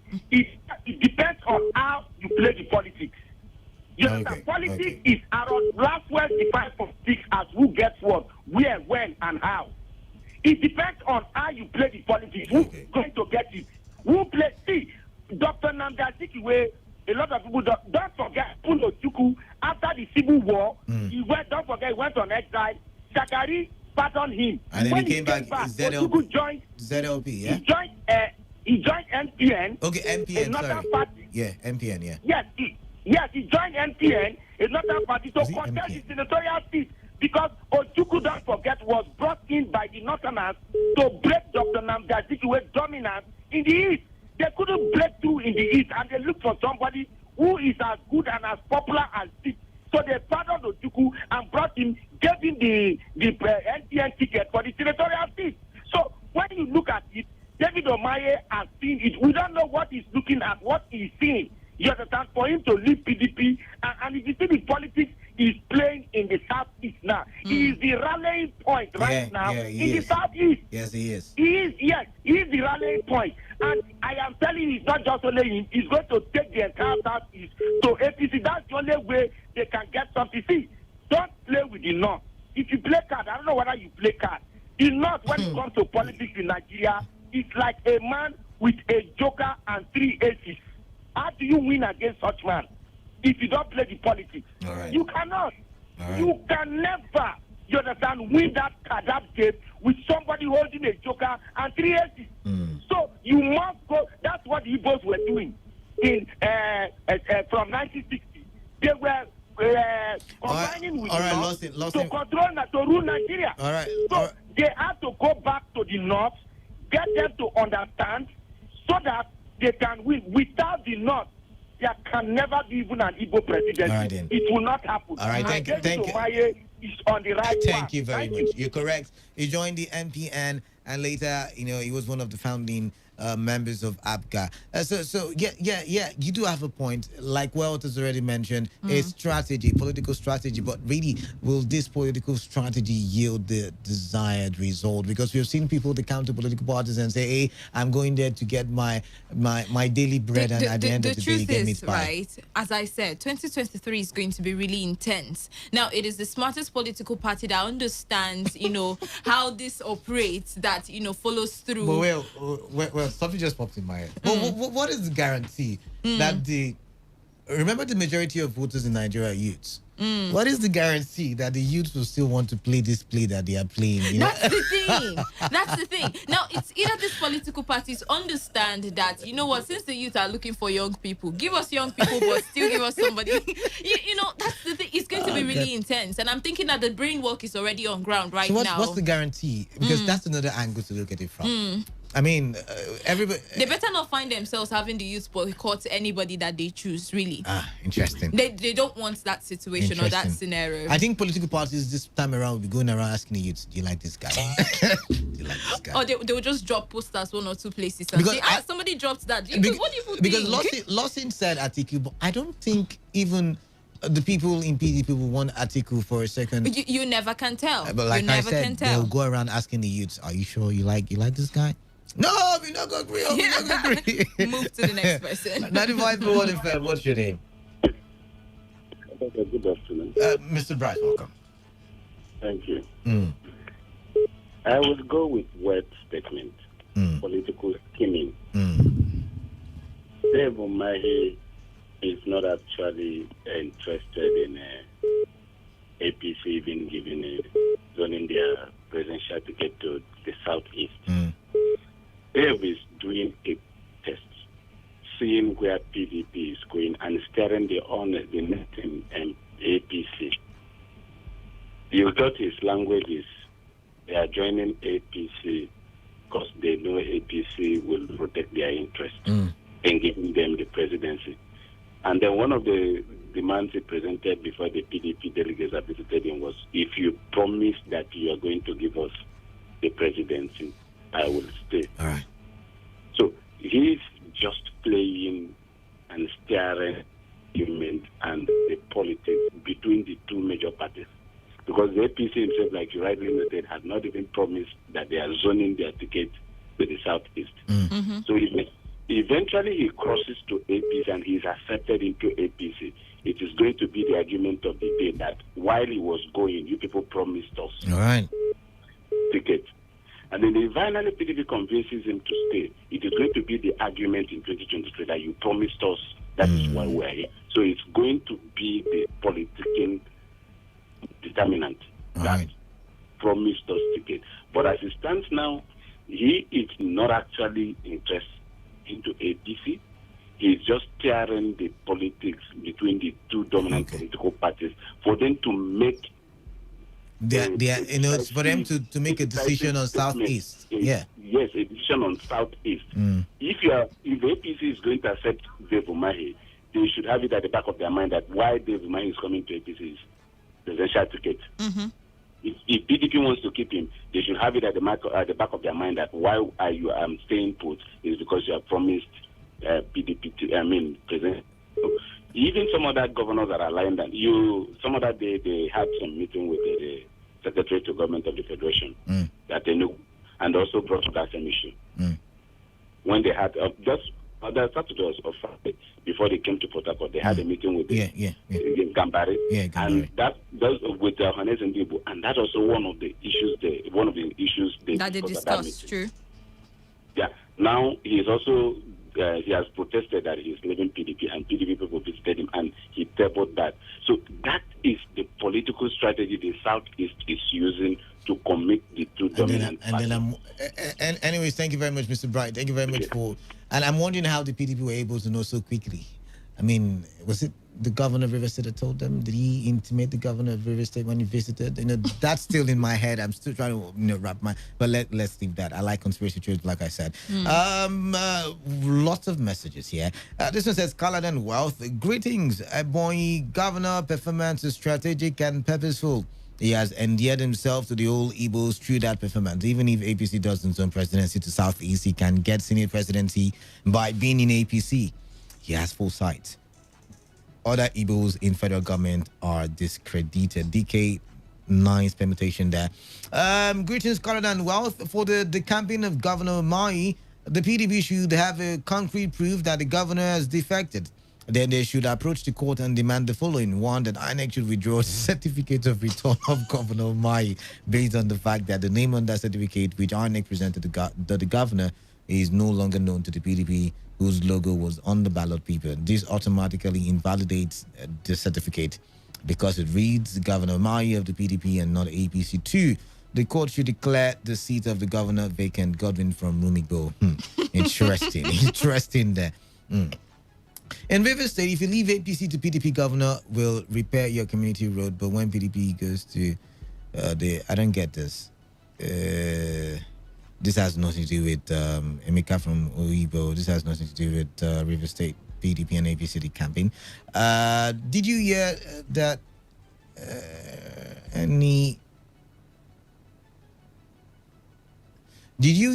any Democrat in USA jumps to join Trump despite their majority in the Senate?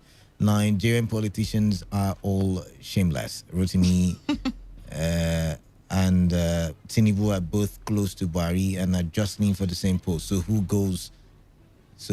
He's asking. I don't understand that language. Mazi, thank you.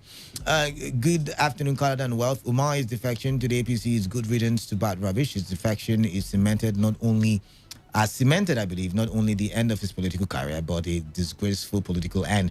The APC is fighting the youths and considering its anti-people's policies, it can't win next presidential election. So Umar's defection reflects greediness, self-centeredness, wickedness, and visionlessness of a politician. Umar's lost political relevance, so he can join dictators. Fine face from Mungo Town. I feel like you are aggrieved. That sounds like a brewing aggravation. Is bitter. Sorry. I'm just saying it sounds like you're really bitter about that one. This one says, as Umar noted, Northerners promoting Tinubu to replace Buhari. If Umar is going to APC all because he wants to be the first Eastern president, then he has failed to get a ticket, let alone becoming the president. He forgot Kalu and Okorocha are still in the APC as founding members, Mr. Law. And those guys are not even getting it easy, by the way. The PDP has no future for the Southeast. Remember the last PDP convention in Port Harcourt, Wike, the leader of PDP, is always routing for Tambuwa naively believing that it is only the Fulani that has power in Nigeria. So bad. Richard Bisong Port Harcourt. Couple of more text messages, and this one says, Kano in Port Harcourt, correction, please. Mr. Ogbonna Onu has never been the governor of Ebonyi State, as one of the earlier callers said, but the governor of Old Abia State from Kano in Port Harcourt. Right, thank you for that correction. This one says, I now understand why Umahi made the statement he made when he visited Governor Wike last week, that the IPOB are trying to cause another civil war. It is a shame. KC Port Harcourt. One last one. Good day. Umahi's body language has been tailored towards APC and propagandist agenda. Let him go to APC. The only unfortunate aspect of it all is that he will still defect back to PDP after losing the juicy position he's aiming at. Let's not bother ourselves over these politicians' selfish ambition. Jari Chidi. And it's 3 o'clock. Reliable Reliance showing me the clock already and is ready to take over the microphone and bring you today's Sports Live. Reliable Reliance, you can rely on him for every kind of sport news. And that's how we close the curtains, guys. Where's the curtain? Nice having this conversation with you Where's all. the curtain?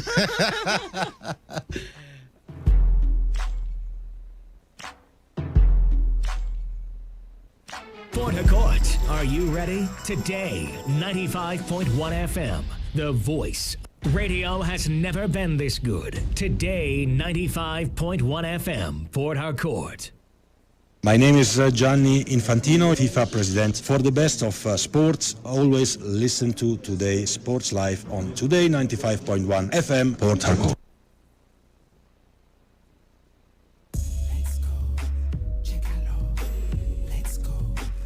Hello, my name is Kanwanko aka Papilo.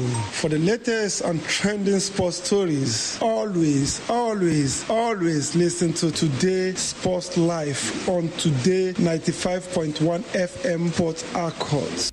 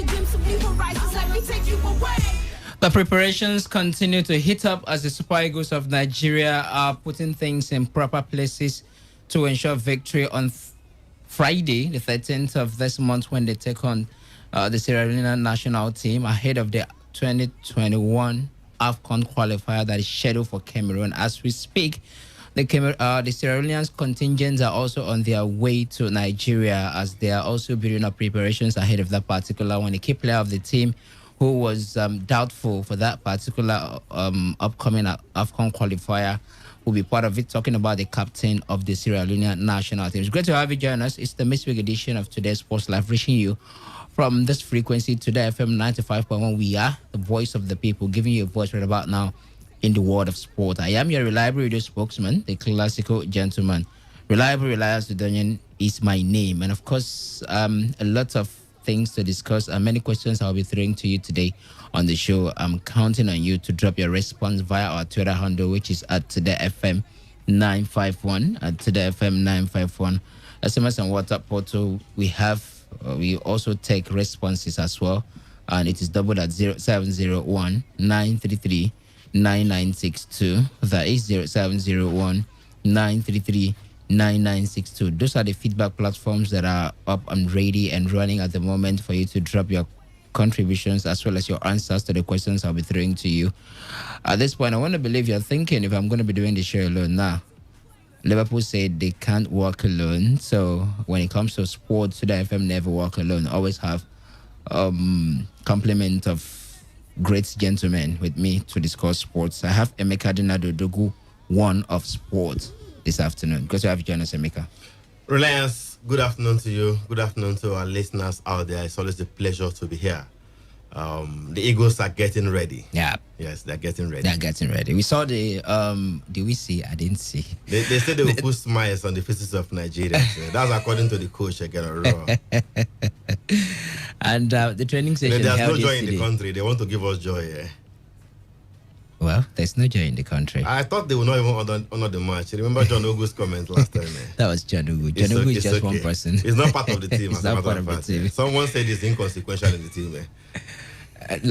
I did very well. I think an anonymous NFF official. Yes, that's someone we're talking about. It's okay. A faceless NFF official said he's not relevant in the team. The way you guys do these things at times, it makes me to wonder.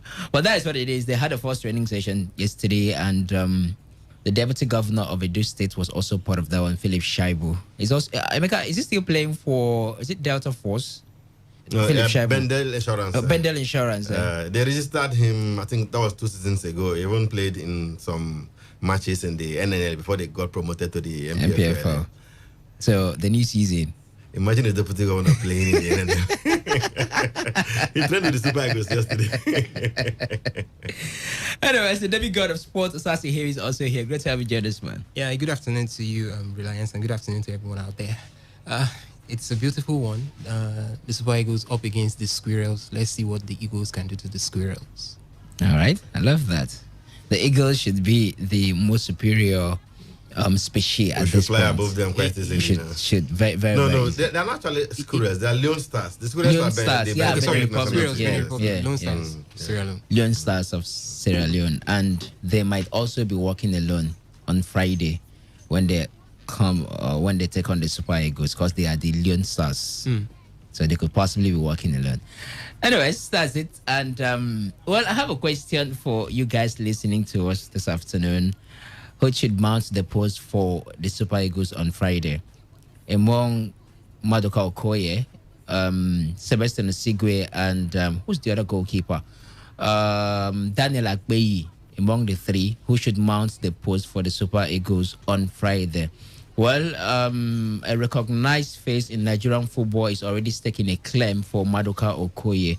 We'll talk about it on the show this afternoon. But on your own, who should you prefer to mount the post for the Super Eagles on Friday? That's the question I'm throwing to you. On the flip side of it, what do you think Paul Onati should do? Or maybe what do you think Coach Gennaro Ross should do to discover the goal-scoring prowess of Paul Onati in the Super Eagles? He has scored, I think, over 9 goals this season for his club, but he's unable to do that, to replicate that form in the Nigerian Super Eagles team. So what should either of Paul Onati or Gennaro Ross do to improve the goal-scoring capacity of Paul Onati in the Nigerian Super Eagles team? That's the question I'm throwing to you. I'll appreciate your responses via our SMS and WhatsApp portal 0701-933-9962 and Twitter at Today95.1fm 951.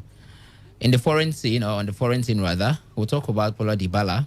Has he underachieved? Paulo Dybala is 26 years of age, and a stakeholder of Italian football is also making a claim for him to depart Juventus. So he will be one of the headliner of the discussion we're going to be having in just a moment.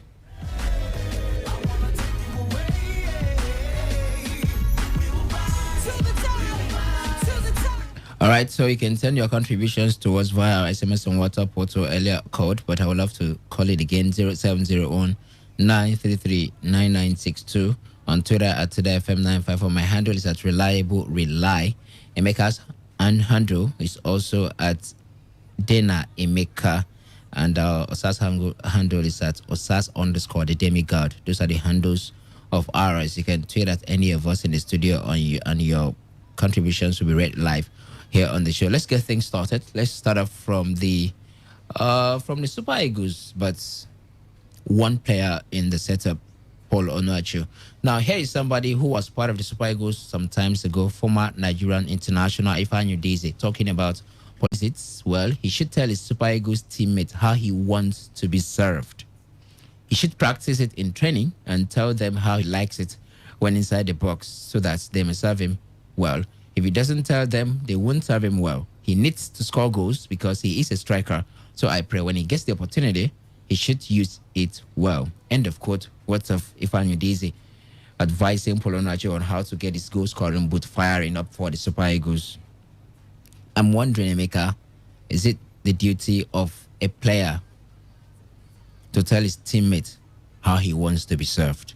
This is someone who played professional football. And I'm wondering if at some point a striker, I think maybe the likes of Mwankwa Kanu then, did tell them how he wants to be served. Maybe if the teammates don't quite understand his kind of play and how he likes his balls.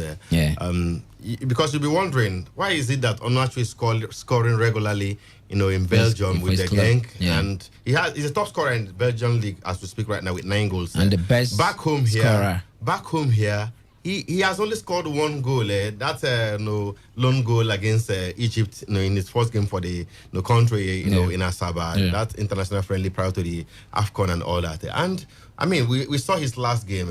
You look like, does this person even play football? He looked woeful in the colours of the Super Eagles, but a different Onuachu entirely when he goes back to Belgium. He keeps on scoring the goals, week in, week out. As a matter of fact, he keeps what's his name? So Desas on the bench. Desas these days doesn't get to even start games for Genk because Onuachu is more prolific, and without a shadow of doubt, the figures are there to speak for itself. And at the end of the day, if he it's not really, being served well, I think he's not out of place completely. It's just a question of talking with the coach. What does the coach really want? Then I still think again, how about Osimhen? Onuachu is not even our first choice striker. As a matter of fact, the last match he played, he came because Osimhen could not make it. Okay? Even this one, I think he's also even this one, he was invited because Moses Simon got injured. He wasn't in the initial list. So he's not even the first choice striker in the Super Eagles. So I don't think that talk is even up for now because the man is not the go-to man when it comes to the Super Eagles. I think Raw has got Osimhen already, in that position. On a good day, Osimhen will start ahead of any other striker in the number 9 position based on what he's been able to do for club and country in recent times and all that. So, but for Onuachu, if we must get the best out of him, then it has to be a collective effort from himself, his teammates, and the coach. At the other time, the coach said he wouldn't necessarily change the style of play to suit Onuachu, that Onuachu should rather adjust to be more effective when he's playing for the Super Eagles. Something has got to give way. Onuachu is not adjusting. Maybe he will find it difficult to adjust at this stage. Then what must the team do to get the best out of him? It has to be that collective effort. The coach should rather adjust his style of play if we must get the goals from this man, and his teammates should also work closely with him. How does he want his balls? Is he a man that runs through space? Is he a man that will go for the headings, meaning that will have to be crossing from the flanks and all that? And these are things we have to sit down, the coach, the players, to eventually sort out so that this man we can get the best out of him, because it doesn't make any sense that this man is banging in the goals out there in Belgium, comes back to Nigeria, 50-60 minutes, no shot on target, one full game and no shot on target, let alone scoring and all that. So I think we have to do it to favor the man because he has the goals in him. All right, Osaz, I'm wondering, Onuachu has been given opportunity to represent Nigeria twice, and the 2 opportunities, of course, including the one for Friday and most likely on Thursday when they will go for the return leg in Sierra Leone. That should be 3 opportunities in recent times. And I'm wondering, with Coach Gennaro Raw, or with his performance you've seen, are there flashes from Onuachu that he can really fit in the Super Eagles setup, or should we blame the coach Gennaro Raw at this point? So who's to blame in this case now? Is it Paul Onuachu himself as a player? Each time he's been given the opportunity to play, you watch how he maybe position and all that, or is it the coach now who is not using the proper tactics that suits him each time he comes into the field of play? For me, I think it's a two-way thing. For the man himself, I believe he's actually not doing too much, because fine, if your style of play doesn't suit the style of the team, there are 2 things involved. You either decide to tweak your style of play or decide to work harder to lay a claim to your own particular style of play. In this particular case right now, he's not fusing with the team. He's not fusing with the tactics of the coach because Onacho, as said by Ifeanyi Udeze there, Ifeanyi Udeze actually played with these men he mentioned. He played with Agali, he also played with Nwankwo Kanu. We could see the days of Agali. Agali wasn't a player that, a striker that does much of the ball work, does much of, it wasn't that skillful, but he is a player that if you put the ball in the air, he gives you a 90 to 95% chance of having a goal from his contact with the ball in the air. That was Victor Agali then. And I see something Onacho could also do for the team. Now, coming to Geno Raw, I expect as a tactician, he should be able to make good use of a player's ability whenever he sees one. Onacho, yes, may not be the lead striker for the Super Eagles right now, but what if something happens to Victor Osimhen? Just like it happened the last time. Yes, the last time. Yeah. Or what if, now the man, I'm not even talking about injury here right now, the man could also be given his own beats, but there are sometimes as a striker, you come up against a team and it's not working, even when you're fully fit, it's not working, and you need to bring in a different kind of approach to that game. This is where Paul Onacho would be of very, very immense need and importance to the Super Eagles, where you need to change your play from the normal ground football to maybe long balls and crosses. Then you bring him in. I think at this particular moment, Coach Gernot Rohr should have a backup plan with Paul Onacho as the pivot of that backup plan, so that if a time comes where he needs him, he can bring him in and he will definitely work things out there. With that backup plan, he should also have the players around him play to suit him. That's what I feel. Yes, we have Victor Osimhen, but there should be plans for Paul Onacho. Emeka, looking at Coach Gennaro, and also looking at the Super Eagles setup, the last time we were unable to get Victor Osimhen, and just like Osas mentioned, there are possibilities that situations like that could, prevail at some other times. Of course, you can't predict what's going to happen, and we have to bank on Paul Onacho because it's likely that Gennaro prefers, Paul Onacho to Sarah Dessa. Maybe it could be understandable because the man is the highest, scorer in Europe at the moment as a Nigerian. So, if you look at that Super Eagles setup, look at Coach Gennaro. If you had to tell Gennaro what to do to bring out the best in Paul Onacho, what will it be? I'll play to his strengths, Go back to what he has been doing in Belgium. How are they playing there? How come this man is scoring lots of goals there? And that is not the case with him and the Super Eagles. Now, the two strikers Udeze used as examples while trying to talk about how to bring out the best in Onacho, Victor Agali and Nwankwo Kanu. Back then, we played through the wings, but we were crossing balls. Those crosses were coming. But the wingers we have today are not the ones that cross ball. They want to dribble in and even score themselves. And in that way, the man up front can barely do anything. And when we play through the middle as well, we are not creative enough to feed the man up front there. You have to muscle your way through, like Igalo did, while he was still playing for the Super Eagles. So if you continue like that, Onacho will barely score another goal for Nigeria. You have to play through, play to his strengths, and with his height, he should be good with the aerial balls. Yeah. He should be also good with one-on-one as well. But those chances barely come, and each time you see the man playing, he's the lone striker up front there. The supplies are not coming. Sometimes he's left alone. Yeah, he's left alone. He's left in a different world. Yeah, exactly. A world of his own entirely. And if he continues, and that has always been it. He will barely do anything with the Super Eagles if he continues that way. So you have to fashion a way to bring out the best in him, and if it means adjusting because you want to use him, because you think he can deliver the goals, then you have to adjust your playing pattern, because him trying to adjust looks like something that they say in my place, you don't learn how to use your left hand in old age. So at the end of the day, this man is in the stage where you have to play to his strength. How do we get the best out of Paul Onacho? He's currently the highest Nigerian goal scorer, or the highest goal scorer from Nigeria in Europe. Even Victor Osimhen is yet to come close to the numbers he has delivered for his club. They argue that they are playing in a different league, entirely different level, but the truth be told, and the fact it is that Paulo Onuachu is the highest Nigerian goal scorer in Europe.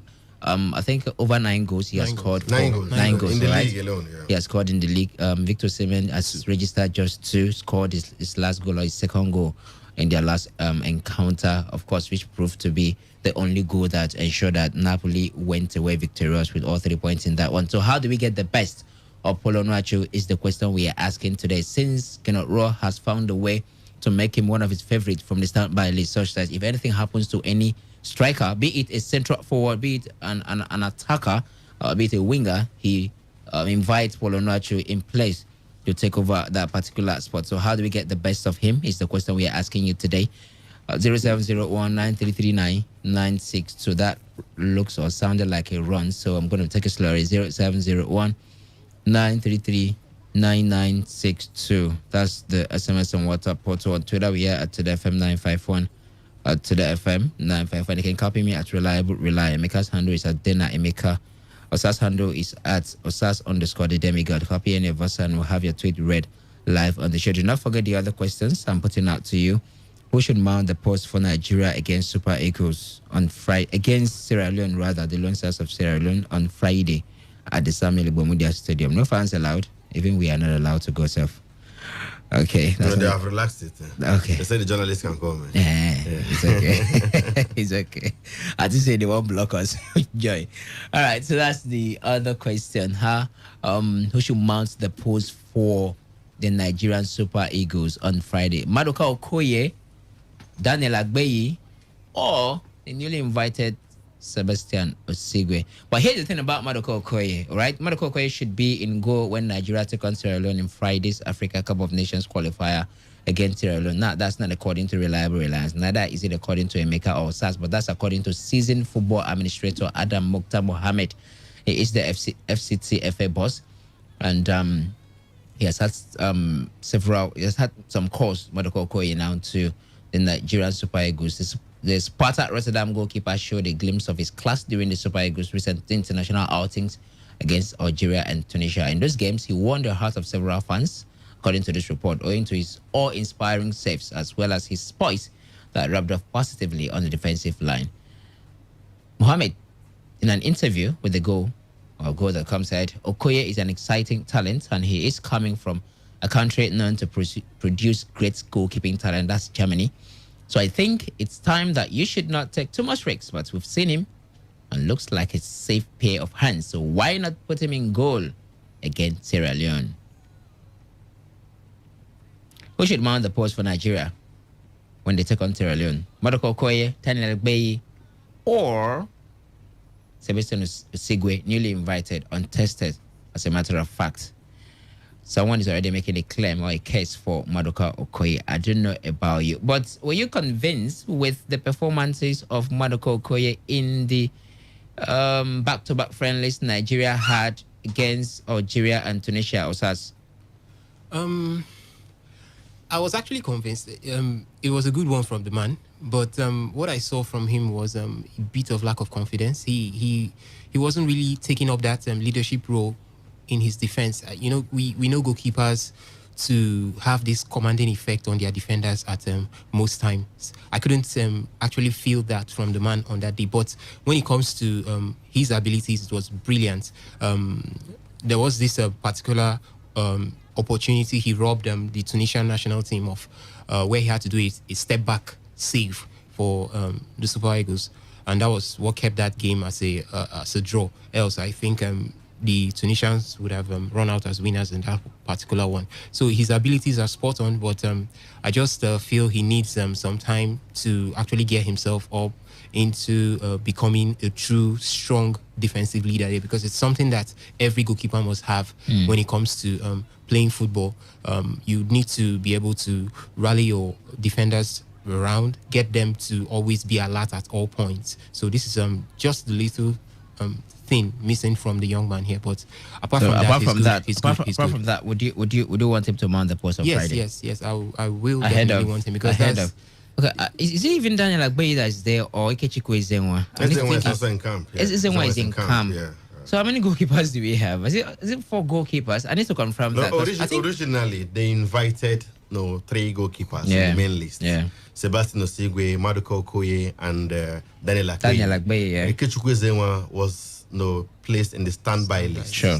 But somehow he stormed camp. Looks like Akpeyi is not yet in camp, even as we speak right now, because I'm looking at the camp update. As at 6 hours ago, Akpeyi's name not amongst the goalkeepers right there, and he wasn't there in training yesterday evening. It was Ikechukwu Ezenwa, Sebastian yesterday. So it could be that we'll just have these three goalkeepers eventually, but they didn't really give us any update as to Daniel Akpeyi. But the latest is that he's still not in camp as at least 6 hours ago when they put out the update on social media. So if it remains like that, Emeka, Maduka Okoye for the goalpost.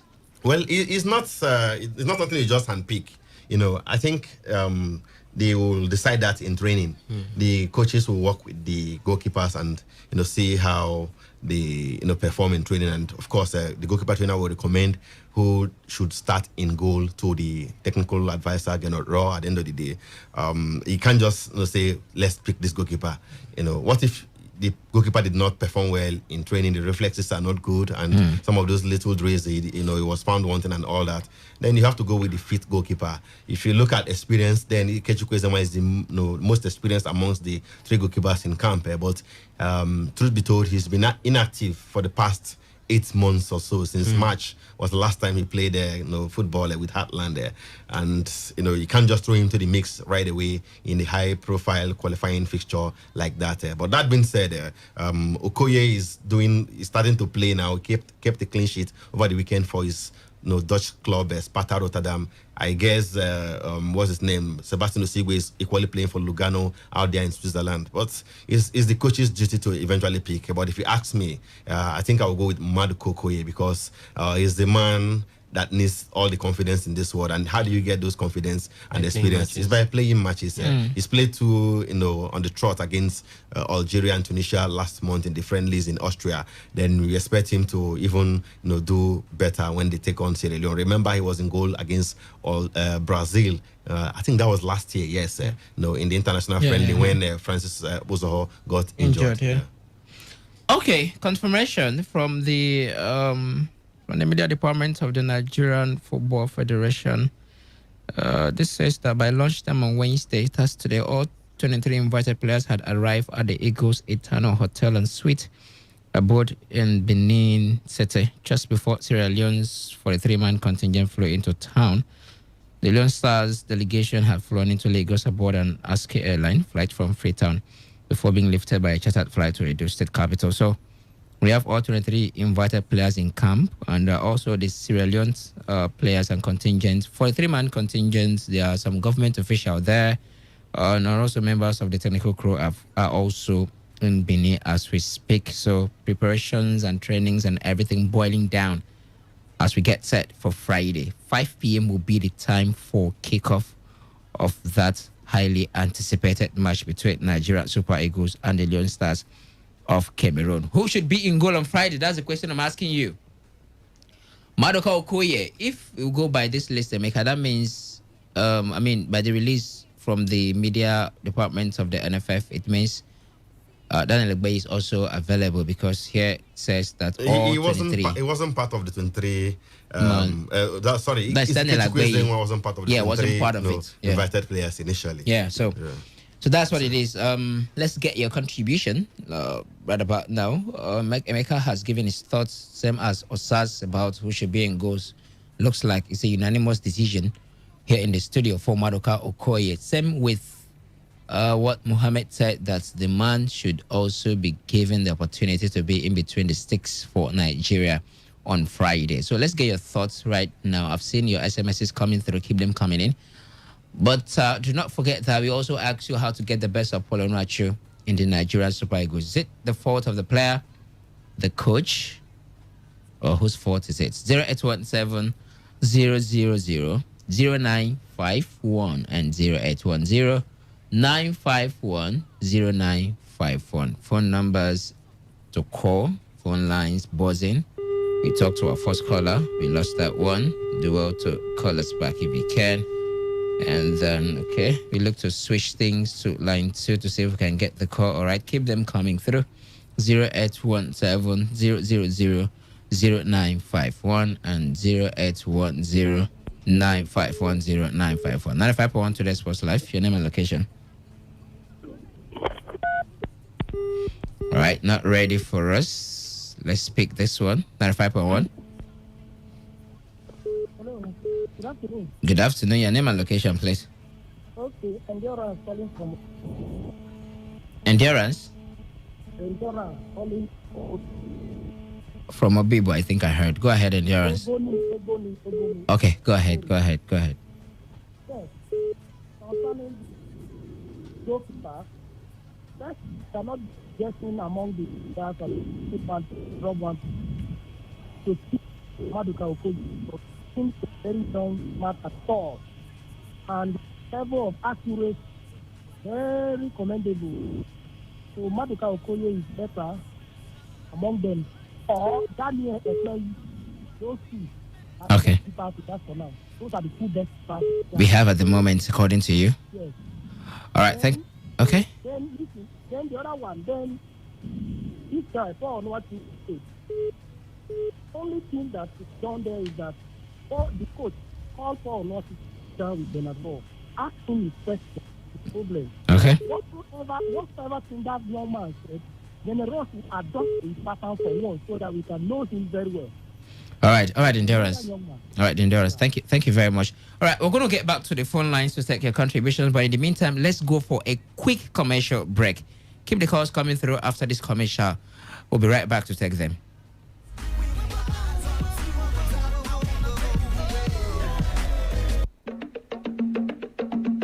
Bunda just gallant for inside the midfield. Who debit for Bunda? That's Soto. Soto they run, they come like that's where they charge. Don't collect Nipa B. Shot from Barituka. Go. Barituka, don't damn it. Barituka. Port Harcourt, gear up as the city will rumble one last time in 2020. Yes, 16 teams do battle in the inaugural Port Harcourt Football League starting on 10th of November 2020. Talented young stars, top-notch skills, passion unbridled. Oh, God of soccer. Join us at the Joseph Yobo Mini Stadium, Igboku Pitch, D-Line. COVID-19 protocols will be observed. No gate fee, no VAR, pure footballing fun. Port Harcourt Football League, our city, our football. This is endorsed by the River State Football Association.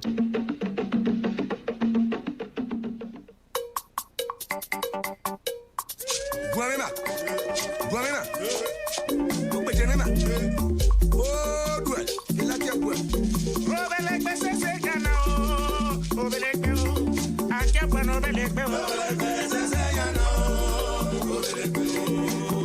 The chairman, People's Democratic Party (PDP) Abwa Odwa local government area, Oye Igenwari, on behalf of the party in the local government area, joins the state chairman, Ambassador Desmond Akawo, to welcome His Excellency Nyesom Ezenwonwike, CON GSSRS POS Africa, to receive our brother, friend, and leader, Chief Honorable Henry Ogiri, PhD, back to his home, the PDP. Party faithfuls are cordially invited to attend. Date Thursday, 12th November 2020. Venue PDP State Secretariat, Port Harcourt. Time 11:30 a.m. This is signed by Oye Igenwari, Chairman, PDP, Abwa Odwa Local Government Area.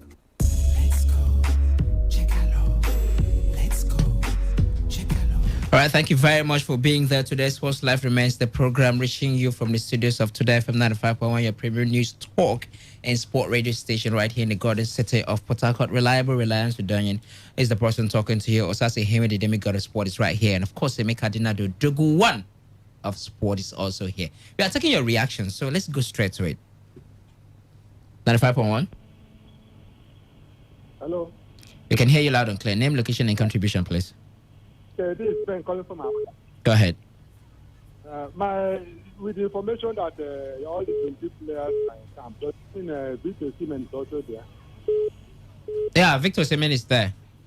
Well, he didn't feature for training yesterday, according to reports, but the president of the Nigeria Football Federation, Omaju Melvin Penny, confirmed that he's around. Okay.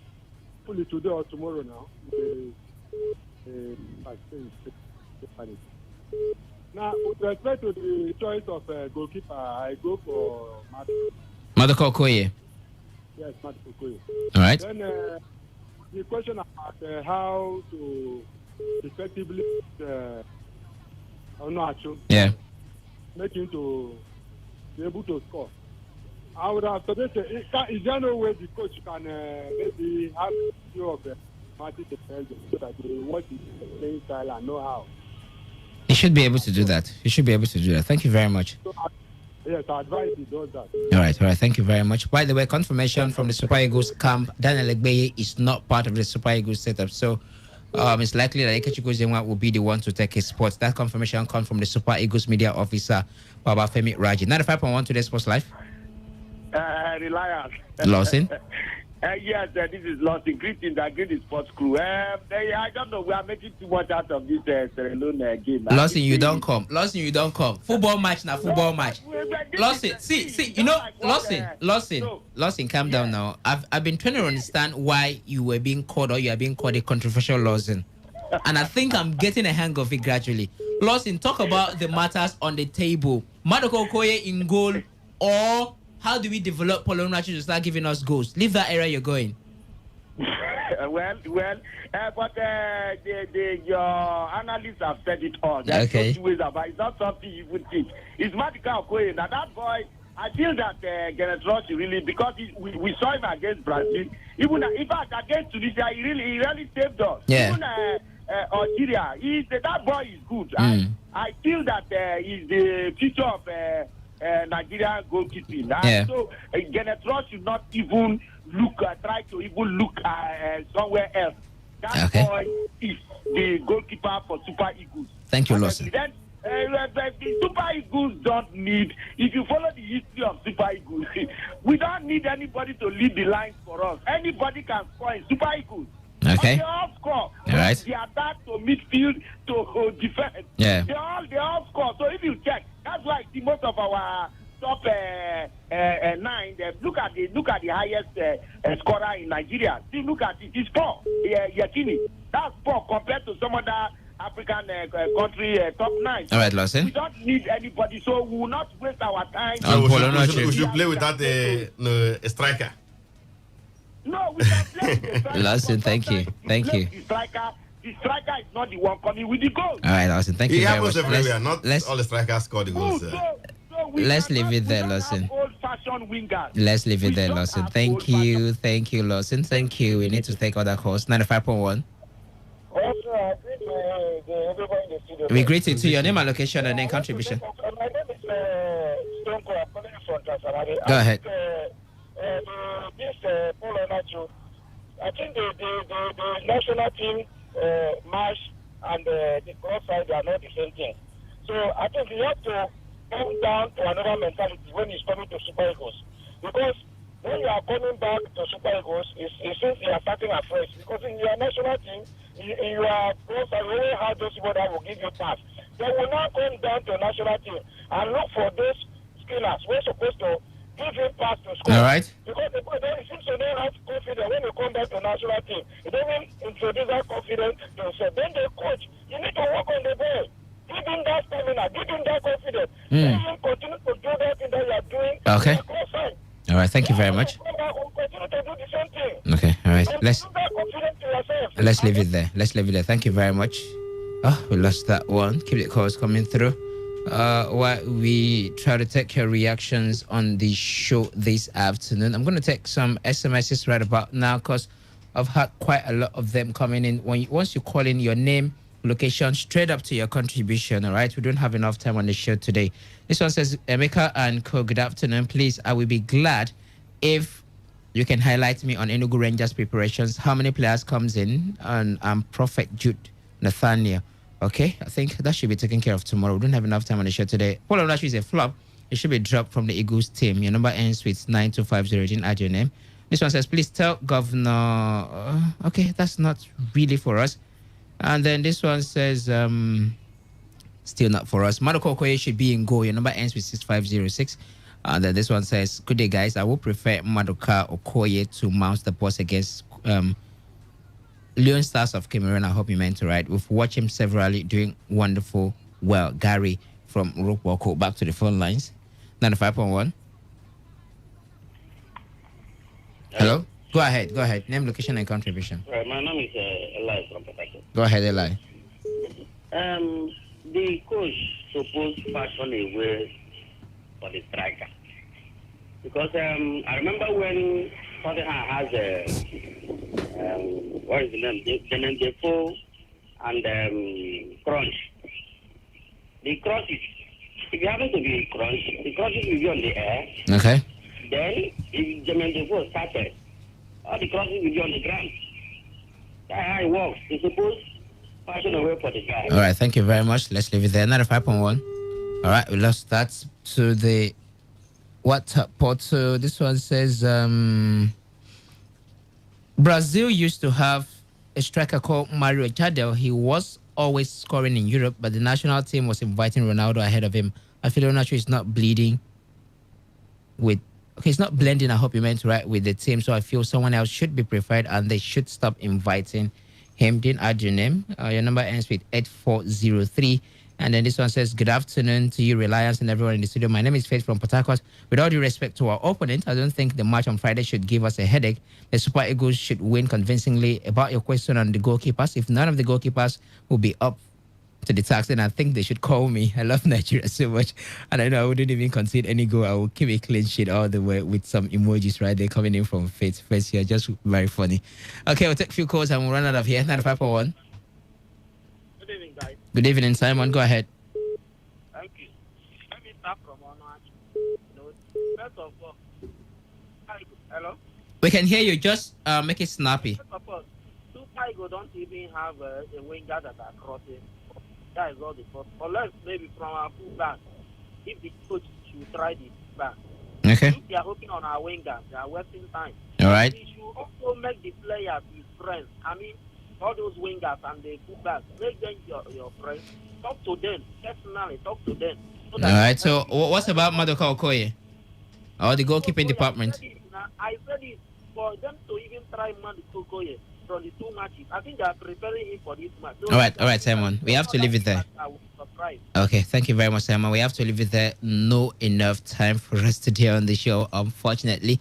Apologies to you, but I'll just take two more calls before I'm out of here. 0817-000-0951 and 0810-951-0951. Two more calls and we're done. 95.1. Hello, good afternoon. Make it snappy.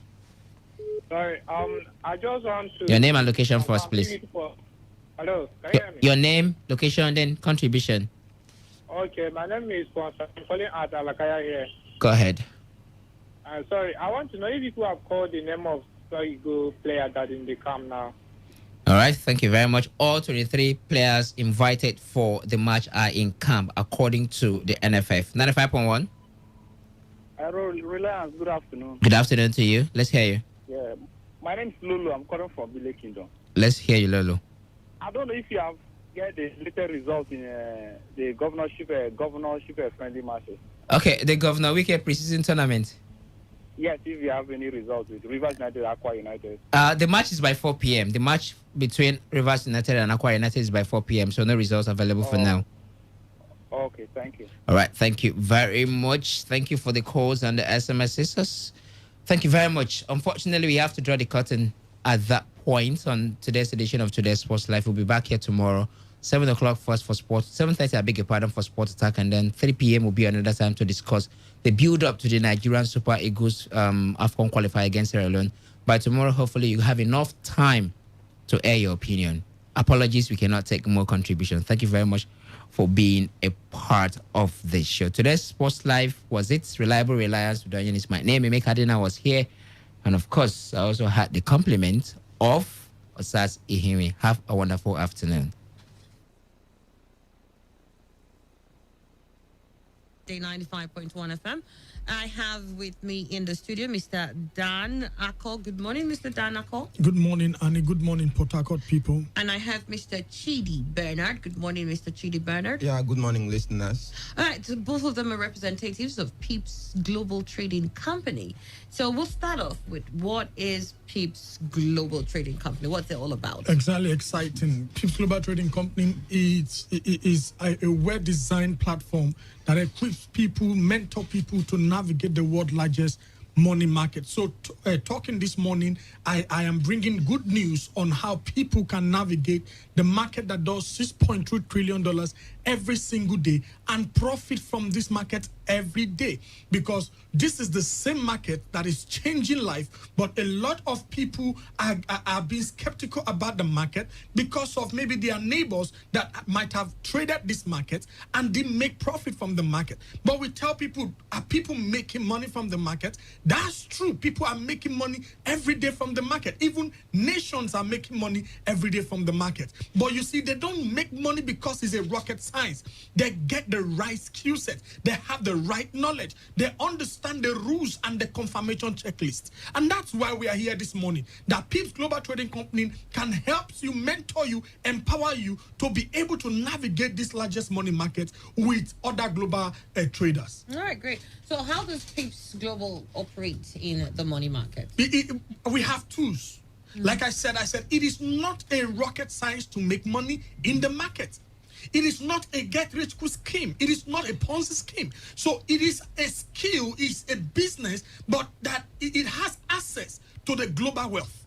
That's just the difference. So in Pips Global, we use our well-designed tools, just like the copy and paste. The copy and paste is a system that equips and allows students to make money exactly at the time that they are still learning. That means that as a student, you can be learning and you can be earning using this copy and paste platform. So that's one of the way we operate in the market. And we also operate in the market using strategies. We operate in the market using strategies because we have a well-tested strategy called the triangle strategy. And this strategy is paying people, even those people that are not in Pips Global Trading Company, but have access to the strategy. So it is awesome for people to know that we also have a curriculum that simplify trading for everyone. Okay. For example, like the proper risk management, it's an important course that people need to know. The price action, the trade psychology, in most of these trade courses, people are not aware of. And when they get into the market, it is just natural. It's a natural principle that what you don't know cannot benefit you. So you see, they begin to lose from the market and they blame it on the market. But I tell you that today is a good news because we are having a well-designed mentorship class for everyone. It is not supposed to be free, but we are giving this last quarter a promo, and you need to take hold of this opportunity right away. And all you need to do is SMS mentorship to a number I'm going to call. If you do that as quick and as fast as possible, they are going to get back to you with a free reservation seat SMS. And I tell you, that means that you will be at the mentorship class and you would not pay a dime. The number is 0704 334 9200. 0704 334 9200. We are not a roadside establishment. Okay. We are talking about this mentorship class is taking place at our admin block, our own center, and you need to come and see the setup. You will see different classes. You will know that this is an atmosphere of learning for everyone that is ready to acquire the right knowledge that can benefit their future. SMS mentorship to this number 0704 334 9200. So what are the benefits of people that identify with Pips Global Academy? Because I know that people who are into Forex markets are quite a number now. Yeah. So what are the benefits for people who identify with the Pips Global Academy? It's awesome. I used to say, number one, it's not about the money first. People have so esteemed money, and it's wrong. The knowledge, the awareness to this market. There is difference between you knowing many things, but you knowing what works for you. A lot of people, they think they know much about the market. They know deep things about the market. But check, they are losing. But in Pips Global, we concentrate on the right thing you need to know that can fetch you the money. And I tell you, that is why you see those clients that have identified with us are all excited. This morning, we are running a class this morning, and it's a general class, both basic and advanced, and it's a class that would hold them by the hand and show them a working strategy. That means that you have not gone through the advanced class, but yet you can get acquire some knowledge that can be fetching you money even independently right now. So you see, these are beautiful ways that people that have identified with us have actually benefited from the market. And another thing again is the oneness of mentorship, the relationship of you don't just get into Pips Global and we leave you. We help you. We build a lasting relationship with you to see you that you are making money from the market, and you are not just making money, but you know what you are doing, so that when you are alone, when you are free, not being a student anymore, by yourself, you can be able to still make money. That is why they need to SMS mentorship to this number. Why is it last? The number is 0704 334 9200. I call that number again, 0704 334 9200. Okay. So how has Pips Global Academy impacted your personal life? Let me ask you this, Mr. Chidi Bernard. Yeah, thank you. Pips Global has actually helped me as a person, because I discovered that Pips Global is in the business of giving people financial freedom. And this financial freedom is just through Forex education. They have given me the education, the insight, the knowledge on how to really make this money, and also not to depend on your monthly pay. Pips Global actually helped me to change my status from being an employee to becoming an investor and a business owner. It's so much an awesome experience to just be having money and just use your handset and just trade and make the money and have the 100% profit. Exactly. And it's not that somebody is trading for you, or somebody is just having the money, some percentages. You are having the 100%. Exactly. And since I identified with Pips Global, I've seen that actually you can really have financial freedom. So how long have you been with Pips Global? I've been with Pips Global for 6 months, more than 6 months now. And it has been awesome. And by the time you identify with Pips Global, you will acquire the necessary skill set, the necessary knowledge to really navigate this financial market. The money market is so wide. And if you don't have the necessary education, you might just be a victim. So I really encourage our listeners to identify with Pips Global and have financial freedom. All right, then. So let me ask Mr. Dan Ako, how long has Pips Global Trading Company been in existence in I don't know, are they outside River State, or if it's exactly okay? Exactly. Let's have a brief history on that line. Exactly. Officially about a year now, but unofficially we've operated under a platform, another platform, for about 2 years. Okay. And basically the mentors' experience is what we are counting, the leaders' experience, and we have leaders that have over 10 years experience about this market. But the question you might want to ask outside this, if I've answered you with the brief history you wanted, have I done that? Yes, you have. All right. So the question now will be, what's my own benefits? And I would like to say that, first of all, someone that was owing a bank, someone that was indebted and running here and there, today is financially free, and that person is me. And outside that, again, how I was not born with this skill set. I learned it, and I tell you, it was also the platform of Pips Global Trading Company that helped me to a point. And how was I able to do that?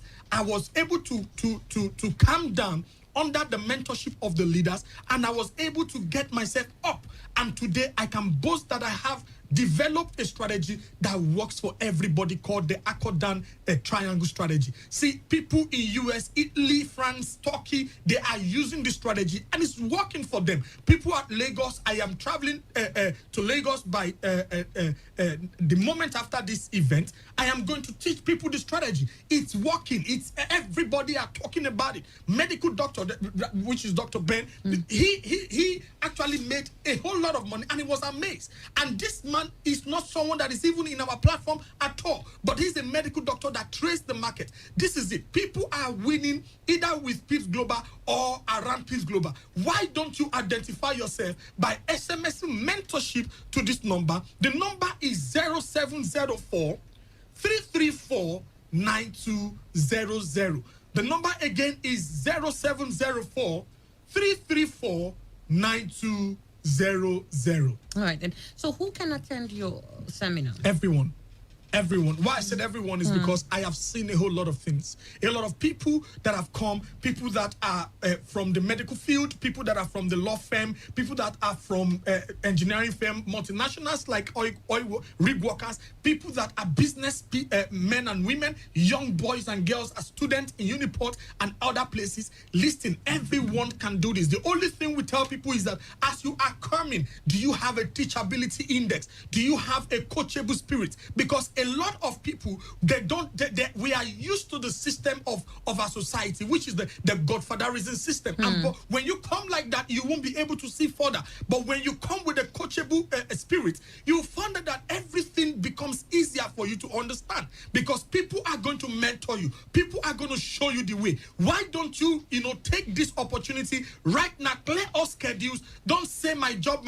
I am not disputing the fact it's important, your job, but I tell you that you cannot pass your job to your children. Someone was talking to me yesterday. He says, sir, the beautiful thing about this skill set is that I am excited because I cannot teach my children about the global market. Why don't you come to and acquire this possibility mentorship class so that you can also help those around you? SMS mentorship. Mentorship is the code. As earlier is better for you, because this is not supposed to be free, but as quick as you can send mentorship, I tell you they will respond to you with the details of that event. And the number is 0704 334 9200. I call that number again, 0704 334 9200. All right. So now let me ask this question, though. All right. Is this seminar free? Do people have to pay anything to access this? Like I just said, it's not supposed to be free, but for now it's free. Okay. It's not supposed to be, but for now it's yes, free. Yes, it's free. All right. So it's like a promo. Okay. So when is this? The address will be forwarded to them via SMS because of crowd control. Okay, so you need to send the text message first before you have access to where the place is going to be. So one more question, though. Why should anybody be interested in the money market?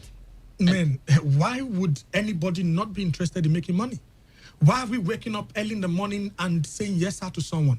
It's because we want to make money so that we can take charge of the responsibilities around us.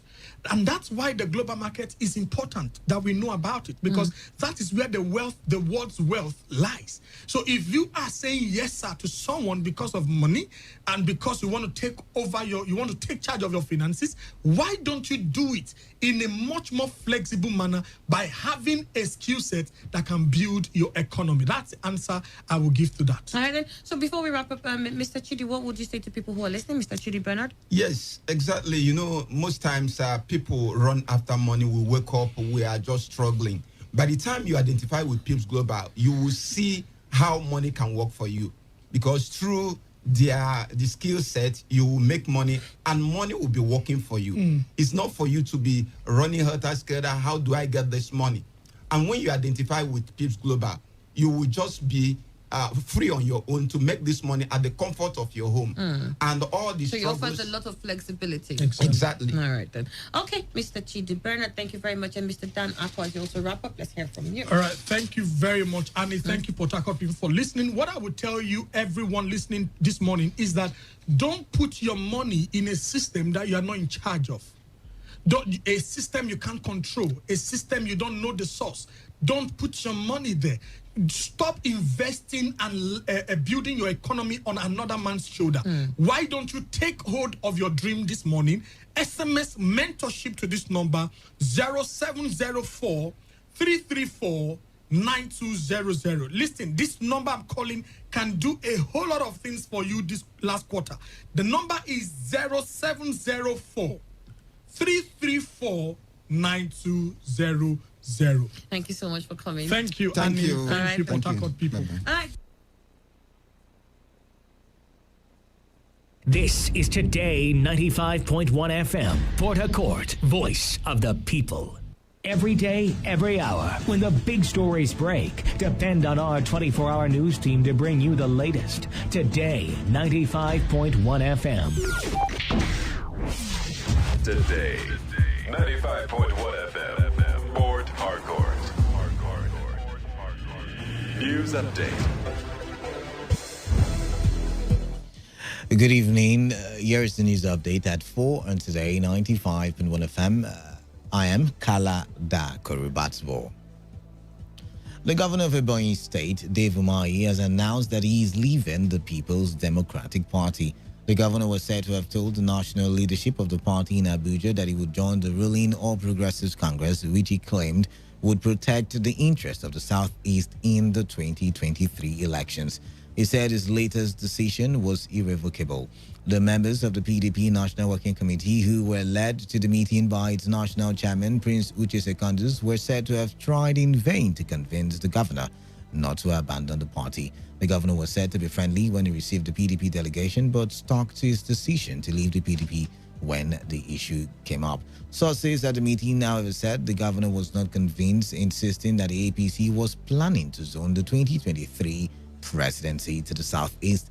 He was said to have promised to stay in the PDP if the party could make a pronouncement that it would zone the presidency to the same zone. The police have arraigned the former governor of Imo State, Ikedi Ohakim, before the High Court of the Federal Capital Territory, Mayatama, Abuja, on charges of giving false information against one Chinyere Amuchenwa. The ex-governor pleaded not guilty to the 3 counts preferred against him. His counsel, Ken Injemanze, subsequently applied to the court to grant him bail, which was opposed by the prosecuting counsel, Stanley Wodo, who said Ohakim would likely interfere with prosecution witnesses if granted bail. But the judge, Justice Samira Bature, overruled the prosecution's objection and granted the defendant bail in the sum of 10 million naira with one surety.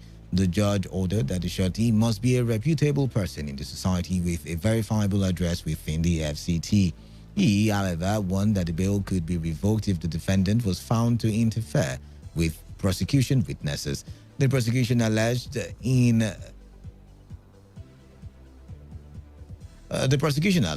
Ohakim, who was governor of Imo State from 2007 to 2011, gave false information that the complainant, Amuchenwa, threatened him with a gun. It also alleged that the ex-governor made a false claim to the lady that he had a plot of land for sale in Lagos State.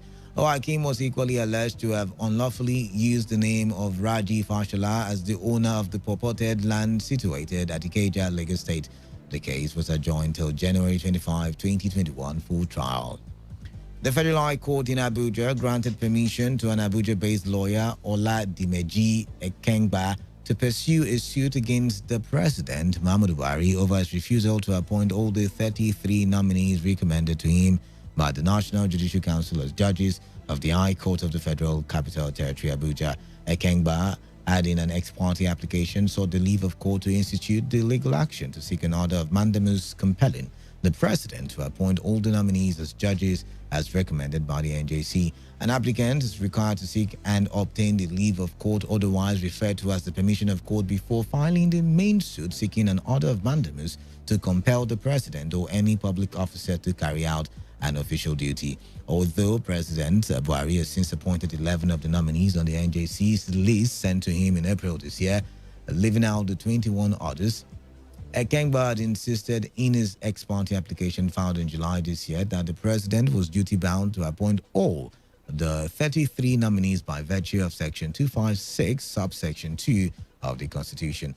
Ruling on Ekengba's ex-parte application, Justice Inyang Eko ruled that the applicant placed sufficient materials before the court to warrant granting him the permission to pursue the suit. The President and the Attorney General of the Federation are the 2 respondents in the applicant's application. The world's longest-serving Prime Minister, Prince Khalifa bin Salman Al Khalifa, has died. The Bahrain prince, who had held the post since independence in 1971, died earlier today at the age of 84. Prince Al Khalifa was said to have died at Mayo Clinic Hospital in the United States of America. The burial ceremony will take place after the body has been transported home from the United States and will be limited to a specific number of relatives in line with coronavirus restrictions. During the morning period, flags will be flown at half-mast and government ministries and departments closed for 3 days. The prince was a controversial figure during his long time in office and deeply unpopular within the Sunni Road Kingdom's Shiite majority. And that was the news update at 4 on Today 95.1 FM. Do not forget to take responsibility. Wash your hands on the regular with soap on the running water. Always have with you at all times alcohol-based hand sanitizers. Avoid touching your face and eye contact surfaces to prevent the spread of coronavirus. If you can, work from home. Otherwise, observe social distancing and always wear your facial mask when in a gathering of 2 or more people. COVID-19 is real, but it is definitely not a death sentence. Good evening. I am Kala Dakorubatibo. Stay tuned. The Platform on Radio is up next.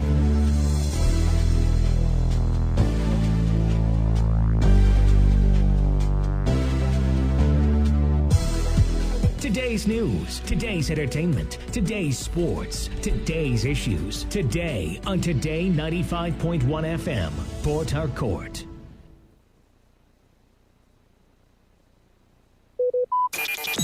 Talk radio. I listen to a lot of talk radio.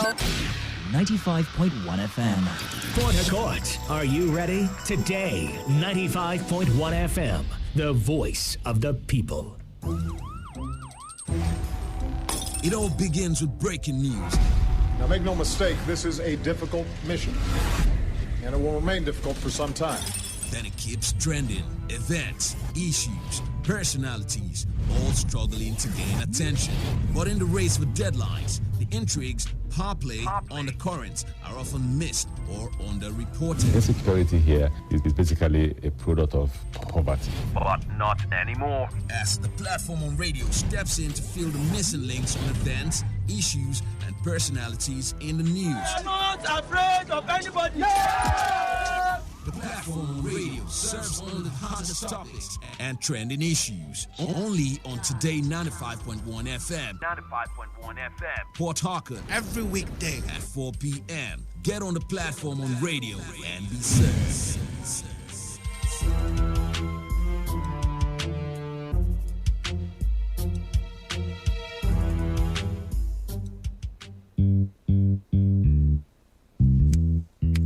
All stands, greet. Good morning, sir. Good morning. You're welcome to Jagbajantis High School. My name is Sound Sultan, your new mathematics teacher. By the way, do you understand Pidgin English? Yes, sir. Okay, now what we go use henceforth? Okay, carry your pen. Carry your paper. Them for my class. People of this world, them plenty. The sins of this people, many. So many. Many times plenty, multiplier. Many times plenty, multiplier. Multiply the answer you get now waiting, they make poor man they cry. The answer you get now waiting, they make rich man they mess and leaders they lie. The answer you get now waiting, they make young boys and girls join party gang. Answer you get now waiting, they make innocent man rot inside the jail. Get it, and then agree to grant and bail.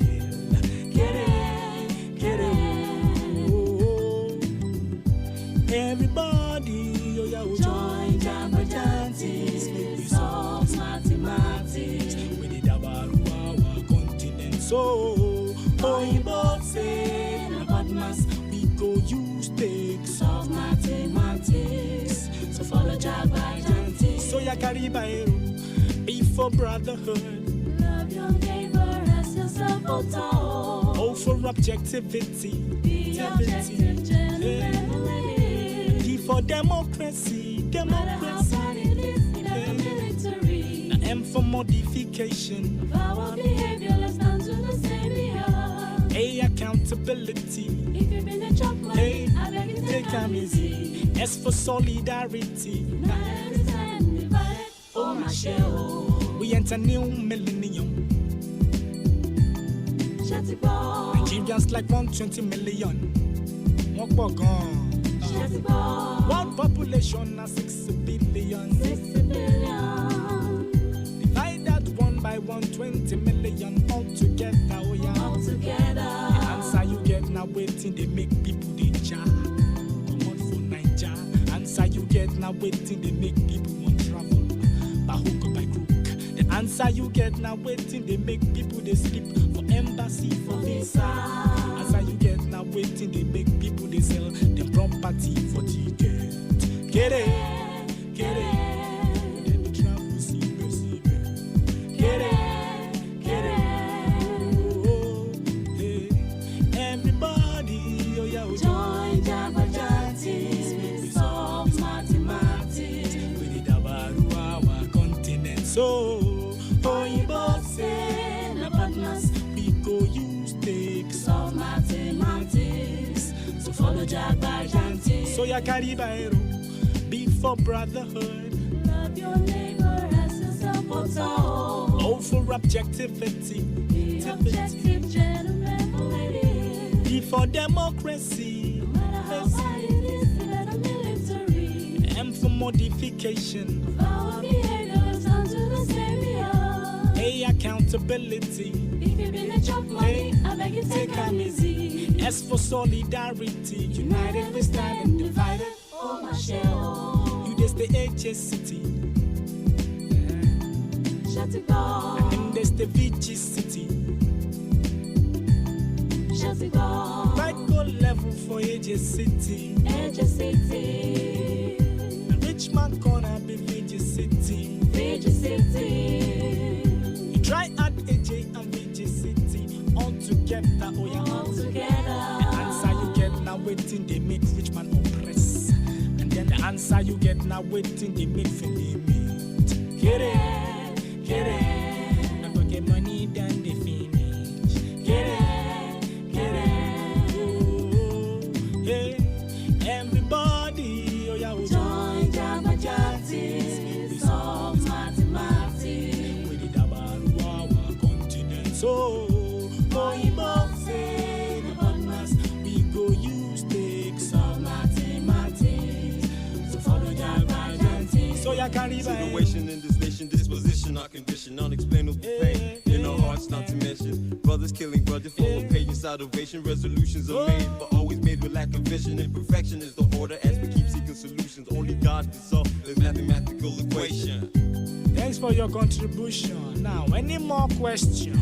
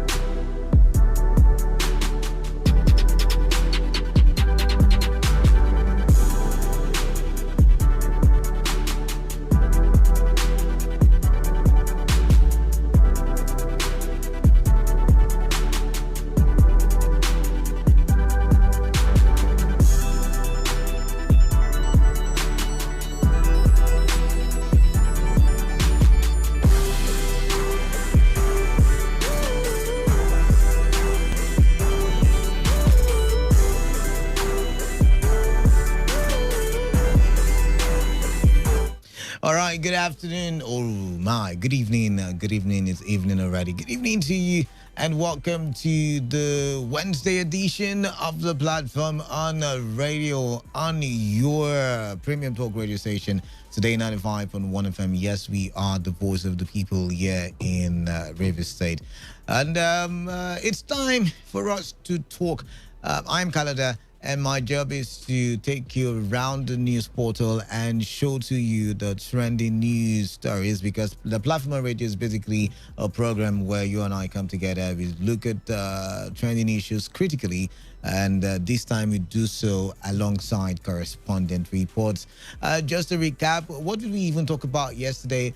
On the menu for yesterday, Tuesday, the 10th of November, we looked at Senator Magnus Abe saying that the withdrawal of his security details by the IG is not political, but then again, he's wondering why it was made public. And of course, we talked about the Lagos State Governor, Sanwo-Olu, putting in motion to abolish payment of pensions for past governors and their deputies.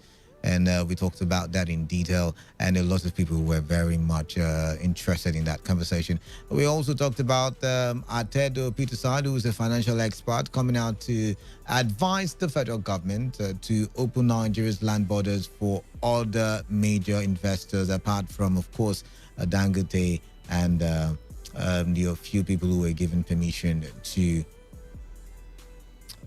export things, from Nigeria. But you stay tuned, and I will bring your way what is on the menu for today.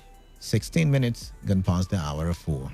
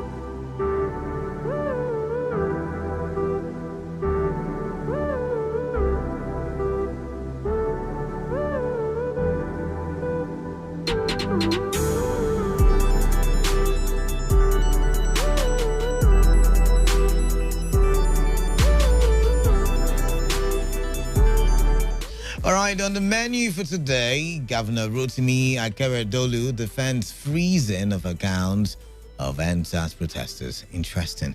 Federal Executive Council approves establishment of Economic Sustainability Committee as part of plans to provide electricity for 25 million citizens. And Ebonyi State Governor Dave Umahi announces his decision to dump PDP for APC. All right, you stay tuned. Conversation starts in a jiffy.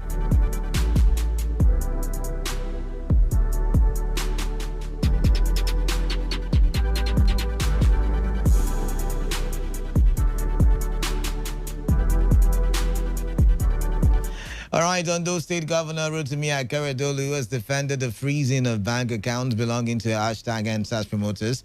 The governor believes the action is not a conclusion that the accounts were used to sponsor acts of treason. Now, the governor, who doubles as the chairman of the Southeast Governors Forum, said this when he appeared on the television program. Although some social commentators and members of the public have described the action of the Central Bank of Nigeria, who doubles as the Southwest, where is it now? I'm sorry, I made a mistake there. Who doubles as the chairman of the Southwest Governors Forum, said this when he appeared on a television program. Although some social commentators and members of the public have described the action of the Central Bank of Nigeria, CBN, as an abuse of power, the former president of the Nigerian Bar Association said the protesters must explain the flow of funds into their accounts. Akeredolu equally downplayed insinuations that the protesters are being charged for a treasonable offense. Recall that the Federal High Court in Abuja last Friday granted the request of the CBN to freeze the accounts of 19 individuals and a public affairs company linked to the hashtag NSAS protest. Okay. Is the federal government saying an organized peaceful protest with different facilities put in place to foster the movement, including cash transfers, is a crime? Now, the question is as a result of, the comments by Akeredolu. Akeredolu is saying that, according to the financial laws, that the individuals must explain why so amount of money entered their account, because there is a cap as to how much an individual can own, and if he's getting beyond that in his bank account, then he has to explain why. There's also a cap as to how much a company can own, and if it's getting beyond that, then it's only relevant that you explain. But the question in my head is it the CBN that is supposed to be doing that, or is it the EFCC that is supposed to be investigating that? I mean, looking at it from that argument, if we say it's not treasonable offense, if we say that the offense that these people are being investigated for is strictly on financial misgivings, then why is it the CBN? Because I don't think the CBN is the one authorized to be doing all of this. Probably the EFCC will tell the CBN to, but maybe someone can correct me. Maybe someone can tutor me. I would learn. You explain to me what really is going on. Is that really a defense for the freezing of this account? Or are we saying that an organized peaceful protest, because people are still arguing that the protest was peaceful until the hoodlums came into the scenery?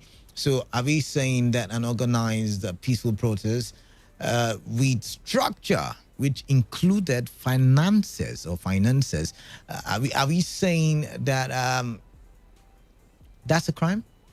Are we saying that that's illegal? Because I'm not understanding. And if you're saying it is basically just financial investigations, why is the economic financial what's the full name for EFCC now? I've not talked about them for a long time and I can't remember. Economic. Okay, as time goes on, I'll remember. 017 0000951 and 0109510 Really, I like to hear from you. What do you think about this one? Also, you can send your text messages and WhatsApp messages to the number 0701 933 9962. All right, where is it now? The Economic and Financial Crimes Commission. That's what I was trying to remember. All right, then let's find out who's here. Okay, phone lines not responding yet again. I don't know what's happening, but keep your calls coming in. 0817 Okay, finally. What's your name? Where are you calling in from? Yeah, my name is JAJ. JAJ, welcome. Thank you very much. It's been so long. But being that as it may, let's face business. Have you seen anybody that they froze their account before now? Bauchi State Governor? No. As individual, me and you. No, I don't think I've seen anybody. I don't think I have seen. Okay. Even my close friend's account was frozen for more than 2 months. Frozen, right? Frozen by who? By the bank. Okay. By the bank. Okay. My auntie's account was also frozen. On whose authority? Wait now, I will tell you the authority. Okay. Because there is already a statement. You go to the bank that any cash lodgement more than 1 million naira for individual or 3 million naira for account, that the person, that's for corporate now, that the person must ask questions, answer questions. Now, let me tell you, for my auntie, she works in a very big establishment where they say are big money. But she hasn't seen 700 million before in her life. All right. So she was there. She got a lot of 700 million. She even went to the bank and said, look, this is not my money. That money was there for over 2 months. And at the end of the day, they removed that money. Hello? I can hear you. I'm listening. I'm listening to you. At the end of the day, they removed that money and also froze the account for more than 2 months that she could not operate that account. All right. So it's a normal thing. So because but now let me pause you. Let me pause you based on what you have said. Now you've said that the bank was able to tell her, oh, it's because of this money. But the people who are there said that the bank has referred them to the CBN, and that's what we get. That's the information we get. Write a letter to the CBN asking question why your account is frozen. It's a normal thing. It's a routine thing. It's not about whether you answer or you don't answer.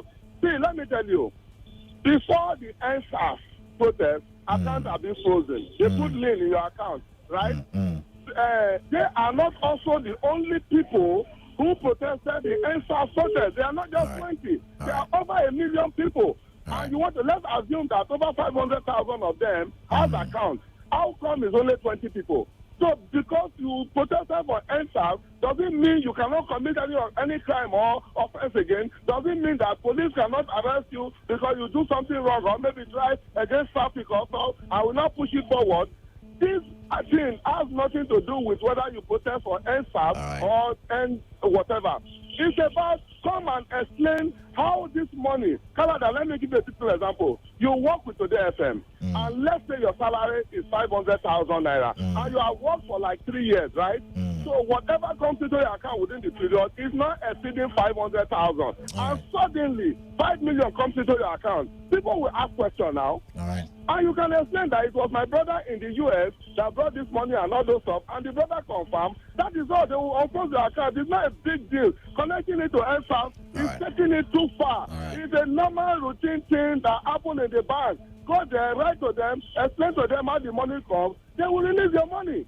So it's not something that we need to begin to go here. So because they did NSAS, it means that, they are now untouchable. If you commit a crime, you go in for it. So whether you answer, you don't answer. It's a normal thing. People have done it before and they unfroze their account. All right, then. Thank you very much, JJ. Thank you very much, JJ. There. 95.1 FM, what's your name? Where are you calling in from? Yeah, I remember calling you from the city of Abuluma. Welcome. Yes. Well, let's talk and not, let's push away politics now in this matter. All right. The people who frozen the account, they said because the sponsor interest. Is that not what they said? That is what the people whose account have been frozen are saying, that the account.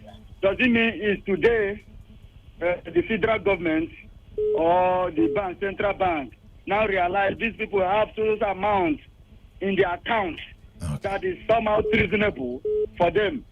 But now listen now. The money in question was generated as a result of the monies that were donated for the NSAS protest, and now they are saying that because of that money, their accounts have been frozen. Now some people have argued it's because they were sponsors and promoters of the hashtag NSAS protest.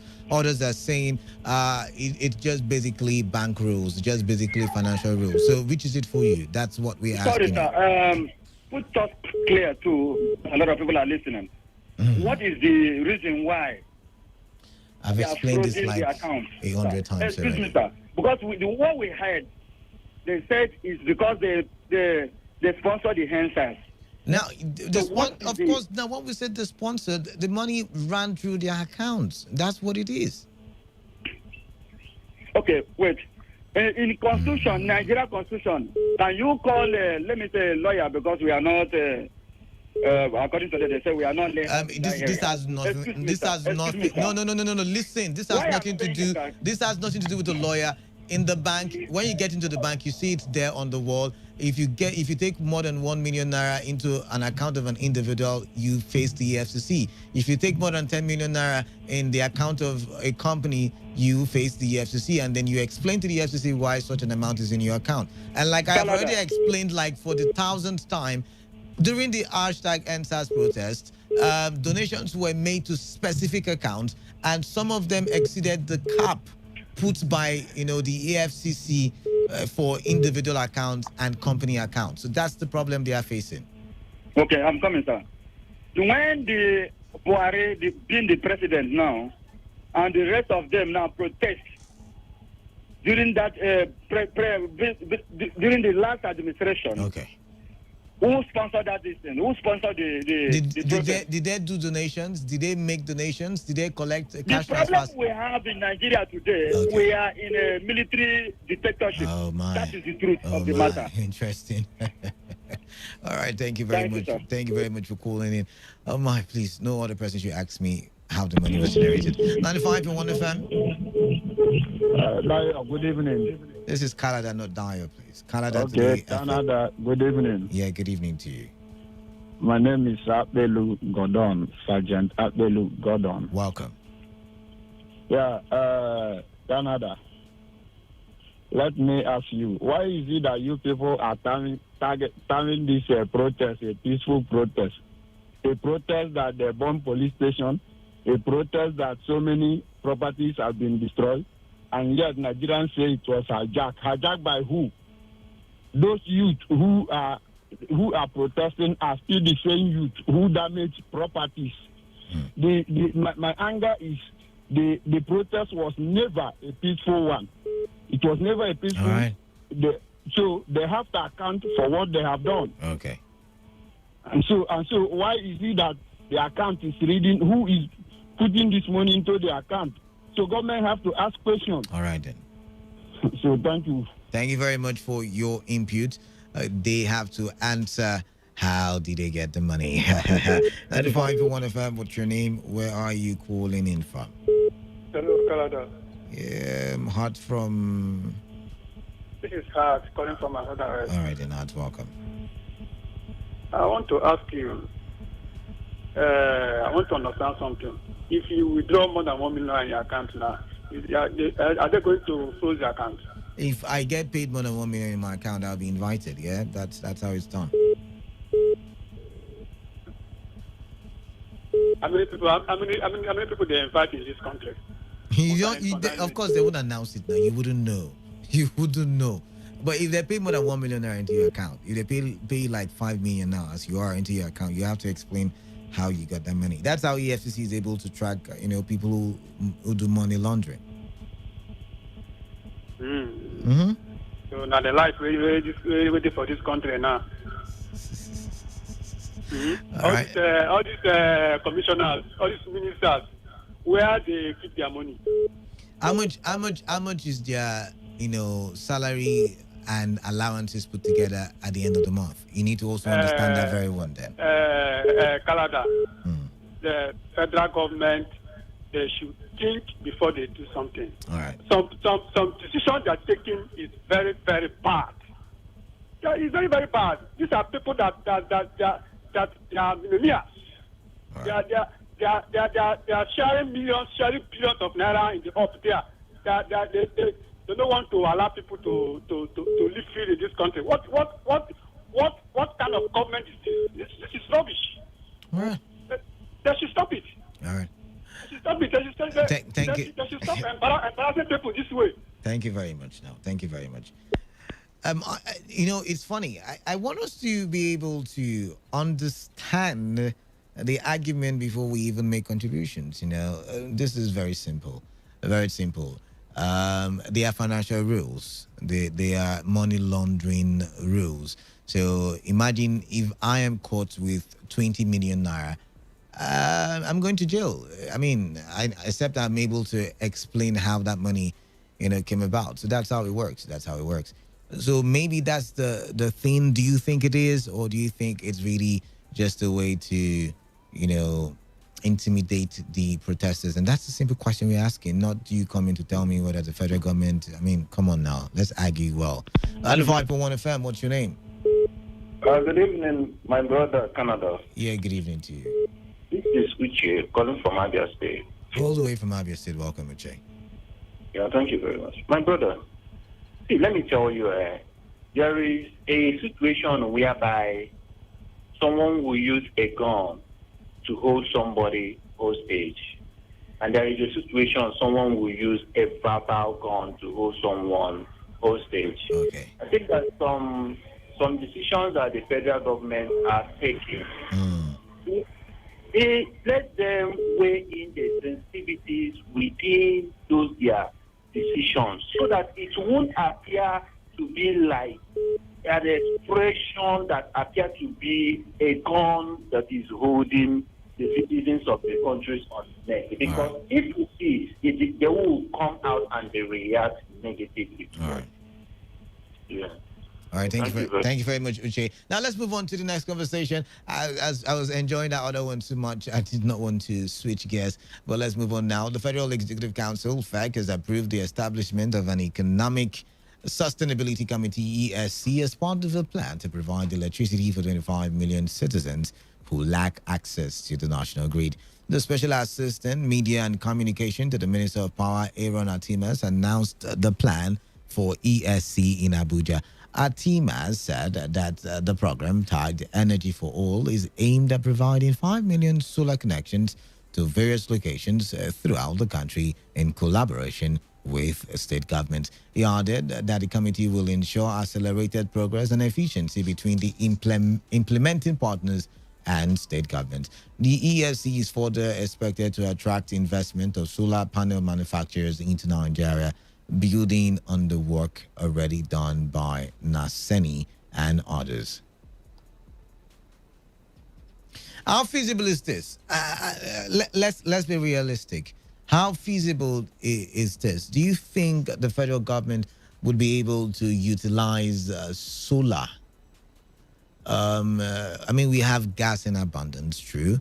We have gas so much that if we were able to utilize our gas, we probably would not even be seen like blink, like, we hear it is in Bonny Island and some other parts. We have coal. And even if they say coal is not environmentally friendly, we still can use coal and light would not blink. I mean, power would not be short in any form in Nigeria. Of course, we still have crude oil. We have all of those things. And yet we have not been able to utilize any of it. What is the guarantee that we will be able to connect 25 million citizens who lack access?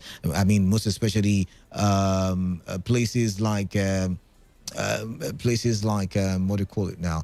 Places like the riverine regions where we can't draw poles and draw wires to those places. Example, what's the name of those people now that were being terrorized by? Oh my. The name keeps skipping my head. I'm trying to remember it, but you get the point. Those people who are in the riverine areas who do not have access. And I mean, the community I'm trying to remember, the kingdom I'm trying to remember is in Degema, but the name just keeps skipping my head. What is the guarantee that 25 million of them will be able to gain access to the solar energy, or the government will be able to utilize solar energy to deliver electricity for 25 million citizens? Like I said, we have gas in abundance. I mean, the amount of gas we waste, as gas flaring is very, very worrisome, and then you now have to add all of this to, oh my. I'm going to open the phone lines and I'm going to allow you to speak. 0817 000 0951 and 0810 951 Your text messages to the number 0701 933 9962. Let's talk now. Who's on the line? 95.1 FM. What's your name? Hello, Canada. Yeah. I call you again. I'm Prince, calling you from Abluma. All right, Prince, welcome. These people are ruling us. They have come again for their how will I call it? Promise and fail. Okay. They cannot do anything. Just forget about that one. That one is just like a bobo juice. Bobo juice. Nothing they would. So solar is free. Solar is power generated from the sun. They just buy maybe solar panels and one or two other things, and you don't think it's something the government can do? Yes, these people can do anything if at all we have a good person. Are you with me? All right. Before Fashola came to be a minister of power, when Good Luck is ruling, he said he will make sure all Nigerians, I wish he has the opportunity. God so kind, they give him the opportunity. His own is even worse. So we are talking of power in Nigeria. Power is only Nigeria that will give other country power, and they will celebrate 10 years without the power blinking, and they will not have power. So don't forget about Nigeria matter with power. All right. That is, for most especially this administration, everything is 0/0. All right then. Thank you, sir. If you say so. Thank you very much, Prince. There. But some people might not agree with you. I lost that one. The call is back. Oh my, the phone lines are crazy. All right, keep your calls coming in. 0817 000 951 and 0810 951 951. Do you think the government will be able to keep this promise? I mean, we've talked about stopping gas flaring for God knows how long. Crude oil still cannot harness it. What else again? Coal, still another source of power, but not being utilized. Do you think we can utilize solar? 95.1 FM, what's your name? Where are you calling in from? Good evening, Alada. Yeah, good evening to you. This is Comrade Talk Your Mind. Talk your mind. Do talk your mind now. Alada, how are you now? I'm good. Alada, I see this promise being made by federal government by using solar energy to source power. Sometimes when the government make their promises like this, we laugh. It's because of they have been used to it. Okay. There's a lot of promise, no one to be fulfilled. Alada, that thing was supposed to be possible, but the type of that I did not, they are fond of talking. Me, I told them they should stop telling us what we want to do. Since they cannot fulfill it, it's like somebody that is hungry. You ask my friend to come in and let me go and get food. By the time you come back, you tell the person that this, that. Don't tell him bring the food and let the person feed himself. All right. Nigeria is full of promise. If they want to do anything, they should feed. I don't think that they can do it. All right. All right, thank you very much. You don't think they can do it. 95.1 FM, what's your name? Where are you calling in from? Anybody home?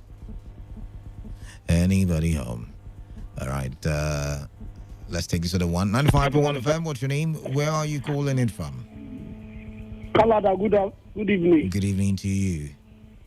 Eto call from home. All right, Eto, welcome. Thank you, bro. This country, with the kind of people we have in authority, they just want to do anyhow. At the time come, they just put it in the way that everybody work out the way you like, do the way you want. When time come, we go our way. That is the present government we have these days. Now, they just tell us that they are considering to give Chad light after giving Togo, Ghana, and Niger, and other nearby countries. They say last 2 weeks they consider to give Chad light too. But those people are celebrating 10 years and above without blinking light. It's like you telling Mobikin, say, I will buy something for you. every time you keep on coming and telling that child, every time you telling that child without doing it, he will not respect you, he will not believe your talk. They should not tell us all this thing. They should keep on doing anyhow that they are doing. When their time comes, they should go their way. That is how it is. Nigeria is come and do anyhow you like and go your way. God is watching them. Plane go crash this year before this year go pass. Three planes go crash. All right, thank you very much for that one. Thank you very much there. And I like the analogy you used. Oh, God, this phone line is something else. 95.1fm, what's your name? Where are you calling in from? Canada, good evening. Yeah, good evening to you, Mr. Brad. Yes. There is something I want us to know. We have just become people who argue, complain about everything, right. even when the reality of that thing is also staring us in the face. All right. That thing you read from that news is already working here in River State. Sorry, what's working in River State? Sorry, correct me. They're using solar to connect communities. Where in River State? Good. My community, okay. Ozuzu Eche, all right. Put it open for people. The pilot phase has been there for more than 1 year now, and it is working, powering filling station, fridges, houses, everything you can talk of. All right. The pilot phase. And it was done by who? By the federal government? It's a scheme by federal government contracted to private investors. Now, the entire Ozuzu community, that's my community, the entire Ozuzu community, work is going on even as I'm speaking to you now. They are completing, electrifying the entire community. With that scheme, Ozuzu Ichie, just less than 25 kilometers from where I am with you now. Okay, so you're saying it's you're saying it's a possibility then? Not possibility. That is what is giving my community light. Because gas is giving Bonny Island light. Gas is giving. There's another community I know in Nigeria that it is giving light, but it doesn't mean gas has been able to feed all of Nigeria or many parts of Nigeria. I mean, we still have power supply issues in the country. Yes, and the scheme is to connect other communities, other parts that are not connected to national grid, to connect them to that solar, to give them power. And that's why I'm asking if there's the possibility, if it's a possibility. Because you are asking if it's a possibility. I am saying it's a reality in my community also in Chie. They are now working to this community. I'm telling you has over 5,000 households. They are now working to connect all the communities. The pilot phase of that scheme has lasted for more than 1 year now in that community. Now they are extending it to other parts of the community. What we do not know, if we're ignorant of something, let us keep calm and listen. Not everything the government said is a lie. A lot of times, we are even the ones that are even watering down government schemes. My community, Ozuzu, has never had light before. That is the light we are using in that community now. And other parts of the community will be connected by the end of this year. All right. That's what we know. All right. Thank you very much. Thank you very much. But still, it might be working in HA, but it still doesn't mean that it will be a nest to the point where 25 million. I'm not saying it's not going to happen. No, I don't have the power to see the future. But there's still the room for doubt because, like I already said, we have communities with huge amount of gas supply, and yet they still do not have constant or even don't have power supply. So let's move to the final conversation. I mean, we already talked about it, but we're going to talk about it some more, and that has to do with the Dave Umahi defection. You already know he's left, or he's leaving, according to him, the PDP for the APC, and he said it is irrevocable. His decision is irrevocable, and he's not going back. Except, of course, the PDP can be able to categorically say or state that presidency 2023 will be zoned to the southeast. Let's use this story, to do the wrap up of the show. You can comment on this one alongside the other two stories that we have already talked about. Remember that we talked about Akeredolu coming out to say that these guys, the sponsors of the NSAS protest, should come out and answer and explain how they got the funds, how they spend the funds, because it's probably beyond the cap on the account that they run. But then again, the question is this really the case? I mean, if that's the case, why is it the CBN doing the job and not the EFCC or the ICPC or any other, financial investigative agency? And that's the question. Then we moved on to the ESC, that is the Economic Sustainability Committee, talking about providing electricity for 25 million citizens through solar. I'm asking if it's a possibility, if it's something that will come to fruition. And of course, now we add into the conversation Umai's defection. 10 minutes left on the clock. You get a chance. Talk about any of the issues that concerns you and you have not had the chance to talk about. And let's wrap up the show. But before I take any more calls, let's look at the WhatsApp message portal. This one says, "Good evening, Canada. It is a shame for the federal government not to know. For the federal government, Boko Haram has been. You should use punctuations, please. Okay, you say, "Good evening, Canada. It's a shame for the federal government. Boko Haram has been sponsored for many years. They couldn't track the sponsor. They are showing their intellectual ability on NSAS promoters. What a shame. This is pure intimidating. On solar, it's another way of siphoning money. Fake promise." Remy from Port Harcourt. All right, if you say so. Good evening. The federal government is trying to silence the NSAS protest. The statement of Minister of Justice has confirmed that the journalists are afraid of NBC. Because of that, everything has become fake news. Dominic from Port Harcourt. So what is the fake news that was talked about now? You tell me. All right, let's move to the text message portal. A lot of messages. This one says, "Canada, it is possible if the federal government break the bureaucratic bottleneck, and I don't think solar energy is what we need to generate electricity in Niger Delta. What stops the government building a gas turbine at the Cotton Channel, providing electricity to care and Bile communities?" And that's what I've been trying to remember, Bile community. But if it is oil being discovered there, you will see them laying pipes across the big sea within a few days to get the oil. Too bad. Ako Davies in Tombia Kingdom. Thank you for reminding me. It's Bile community. I was trying to, remember that. Good evening, Canada. I am Lorenzo Delight from Akpuku Eche. Using solar to generate electricity is achievable, both gas and coal. Put the right people and release the fund, then it will be done. This one says, a parastatal, I believe that's what you meant to say, parastatal, in River State's government withdrew billions of naira over the counter. EFCC raised CBN where they're sleeping. The government is inviting more protests by the step they are taking. If you don't want the youth to protest on the streets, they might protest in the creeks, rivers, internet, and in the bush, which may cause more problem. I am Ama Chinedu. Ama, we don't want to go back to the creeks, please.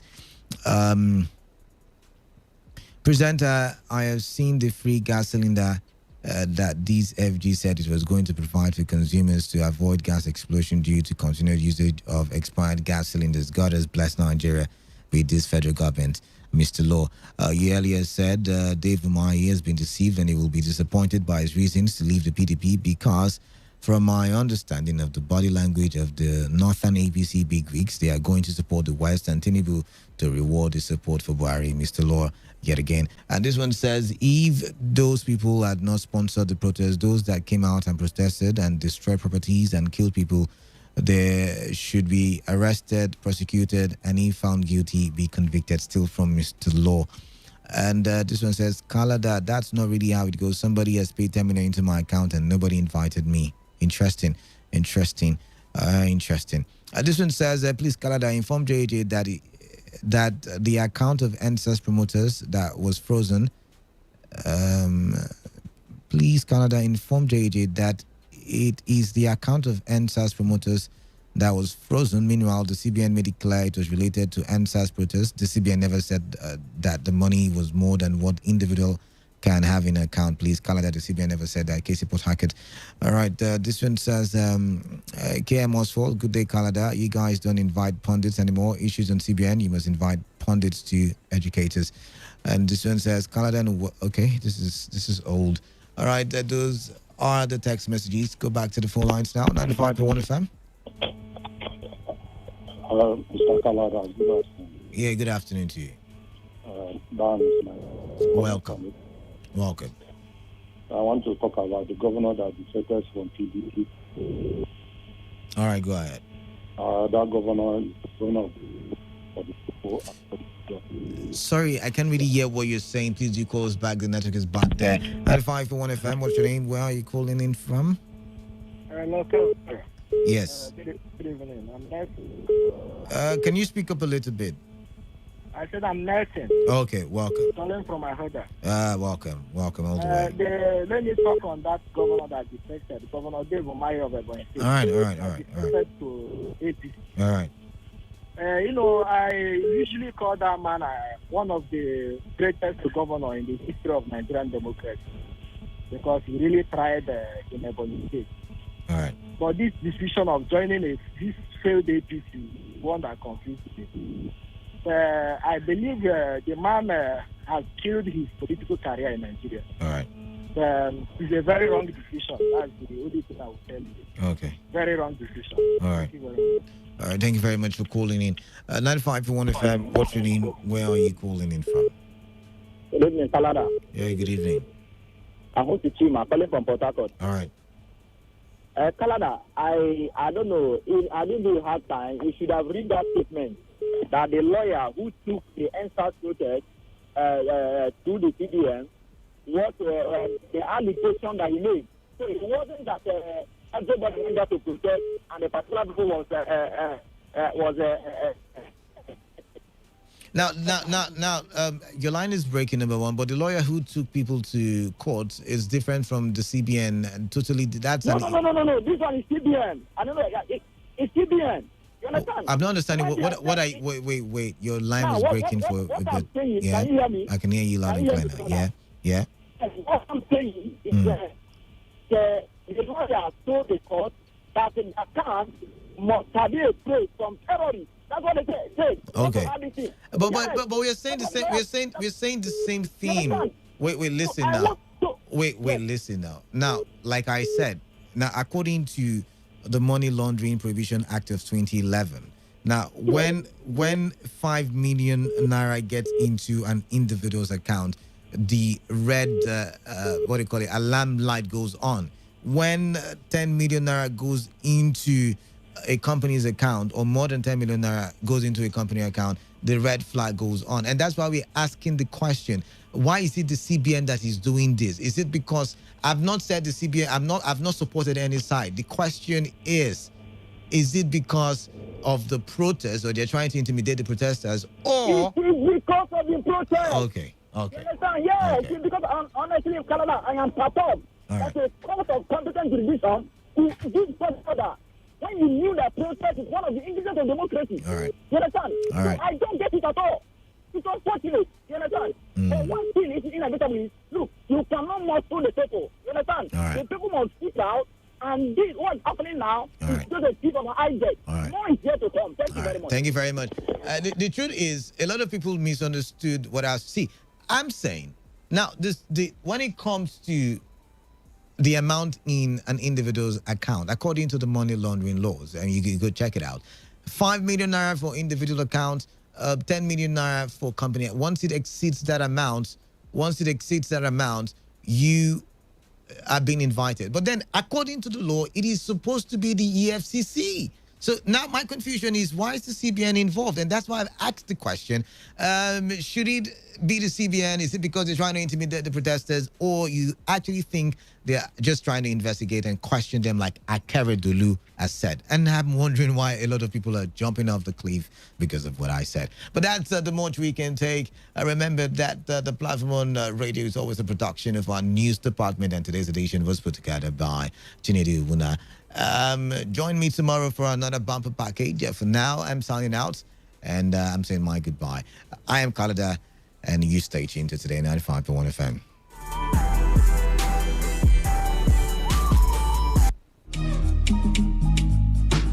country now.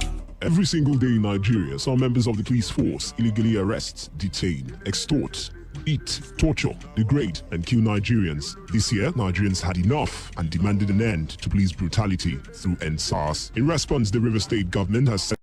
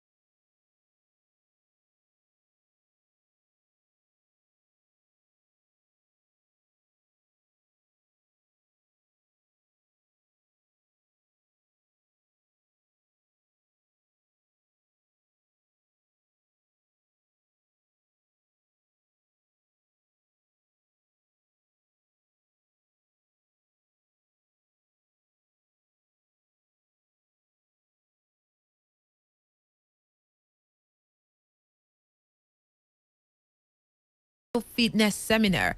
And this particular seminar, whereby money-making opportunities will be revealed, Petrus Okebo is a financial market analyst. He's an e-trader, investor, trader, and trainer. Well, he's the one here with me in the studio. He's a member of the Chartered Markets Technician Association, and he holds a level 5 diploma from the London School of Trading. Petrus is here with me in the studio. Petrus, it's good to have you here. Good evening. Hi, good evening, everybody. Thanks for having me. All right. So, what's it been like? Wow, it's a rainy day, with all this COVID-19. Thank God we're back, city of Port Harcourt, with this mind-blowing financial fitness seminar. Yeah. Interesting. Well, Petrus, before we go further, I'd love that you talk to us about the financial fitness seminar and, more details on it, but let's know what that idea is about. All right, thank you so much. The financial fitness seminar is a free event put together by FXTM, and FXTM is an online regulated financial broker. The good thing about this thing is it's coming at the right time. You and I know what this year has been like. 2020 with the pandemic, a lot of people lost their jobs. And people are looking for ways to pick up their life. We just finished pandemic. We went into a coffee protest because of protests. And now this towards the Xmas, people are trying to, what can I do to try and earn a living before the year runs out? So this financial seminar is coming at the right time. And the good thing about it, it's taking to take place this Friday, the 13th of November, and on Saturday, 14th of November. It's totally free. Now, why is it important at this particular time? It's like, throughout this pandemic, people were more concerned about health issues, right? How to manage your health, how to make sure you keep a distance and got the government guidelines. No one have really understood that. There's also, even more you're trying everything to be healthily fit, you also have to do something to be financially fit. A lot of people have gone to financial crisis because of this pandemic.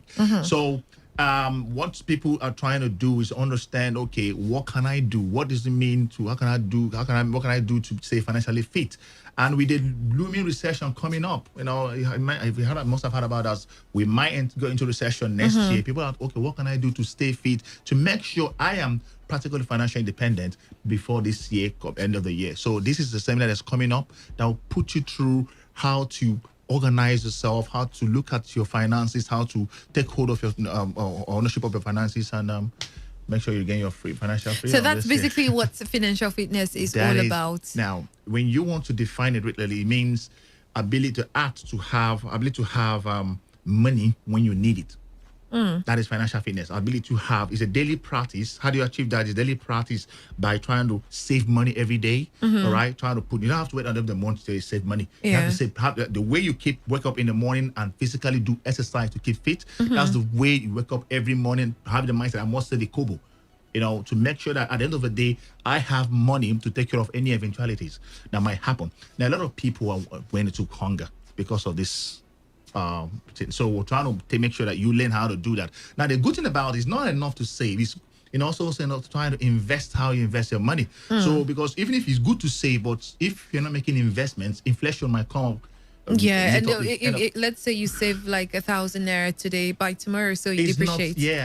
Why not look for a way to also, as you're saving, try and invest this money and see what you can do. So there are numerous opportunities out there that can enable you, try to put your money out there to make sure you make something meaningful out of it. Well, since we're already on the case of investments, are there still meaningful and viable investments out there that one can actually invest your money? It's secured to a very large extent, let's say 90% secured, and maybe the risk level will be minimal 5% or so. Are there still investments like that? Yes, I've been asked this question a lot, and it's start from last year. I've been telling people that, listen, everything is moving online.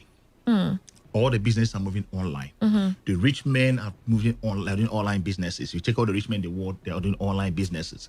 So the Jeff Bezos, the Mark Zuckerberg, all of them are doing online businesses. Everything. Now, COVID-19 now came. It looked as if that my prophecy, is now working out. Most businesses that were not ready for online, all of them are crashing. So there's know how online is the key. Now, online gives you opportunity to do business with the tools within your resources. Now, when I'm making online, there are some tons of money-making opportunities that you can do online without even leaving the comfort of your zone. Now, the beauty thing about online will not make you lose your current job you're doing. You are a banker working, you're a civil servant working, you're a lecturer, do whatever you're doing. Online business will never, it gives you, since you have your phone, is enough. Since you have your phone just connected to the internet, is enough. Now, what opportunities I'm trying to tell people is about e-trading business. This is something that people throughout this COVID-19, go and ask around, ask bankers. People relied and made, trying to make a living from it. Now, there are risks involved in e-trading, but also there are potentials there that can make you an extra living. So it is a business that people that have given people a lot. And also, if you have the right knowledge, I don't think you minimize the risk, like you mentioned, but you have to minimize the risk while you have the right knowledge. So e-trading is something that can give you access to, trade currencies without physically having currencies. That means you can physically use your phone, buy and sell currency, connect you to the global world where there are endless opportunities there. You don't have, because the only competition you have is yourself. It's at 5.something trillion or $7.something trillion. Always traded every day on e-trading business, or on forex business. The thing is that if you talk about e-trading, I've heard lots of person come to talk about e-trading, go online, make money online, and the rest of it. And I also believe that there are certain factors that makes e-trading actually successful. So compared to others, what are those factors in this particular financial fitness seminar that we should be looking out for? The answer is simple: knowledge. You need to have knowledge to be successful in e-trading. Now, the good thing about it is that people have called me from Port Harcourt that they've been scammed. The people promise them heaven and earth, and they give their people their money, and they don't see the people. 20% every month. Imagine that kind of thing. How can I be giving 20% every day? I say, it doesn't work that way. All I'm asking, even if you have to give the person money, understand the basics of what this person is trying to do, to know the right questions to ask the person and know when the person is trying to deceive you. Yeah, a lot of deceit out there trying to get your money. But the good thing about it is that we are bringing this fitness seminar, which is free.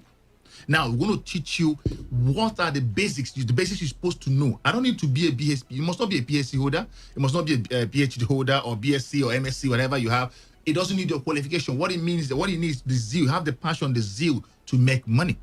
So all I needed to do, come with the passion to make money. Now, if you have understood that, listen, this year all your financial plans have, because of the pandemic and everything, you've not achieved it. Don't say it's over.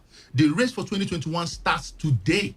If you want to make money 2021, you have to start laying the strategy down now. So that you have to get to 2021 and before you start making strategy. The strategy starts today. So at this summit, this seminar, I'm going to be teaching you what it means to be financially fit, how to go about it, how to achieve being financially fit, and also in the business of e-trading, I'm going to detail everything A to Z. And by the way, we are bringing in good experts, business analysts, financial market analysts that will be coming into the Port Harcourt on Friday and on Saturday to teach you in a language you understand. You don't need to be an IT tech guru or something. All you need to do know how to power a laptop, and we'll take it over. Remember, this seminar is free. You have nothing to pay. You have nothing to lose. Now, the venue for this seminar, now listen, the seminar dates are 13th, this Friday, 13th of November 2020, and on 14th of November 2020.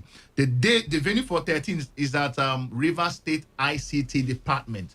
River State ICT Department, which is center, or say call it center, which is at opposite Pleasure Park, Aba Express Road.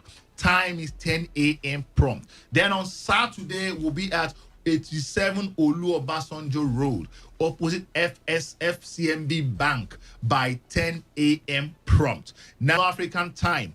Now, this yourself so that you cannot be asking money for people. You'll be the one giving out. Yeah, people. and basically, I listened to what you said when I asked for the major factor, and the fact that you pointed out knowledge. I think that's key, because the first thing you need to make money is to get the knowledge. Definitely. Some persons go into business just because they want to make money out of it, but you really cannot make money out of something if you don't understand it, if you don't study it, if you don't educate yourself on it. So it's really, I really like that fact. But okay.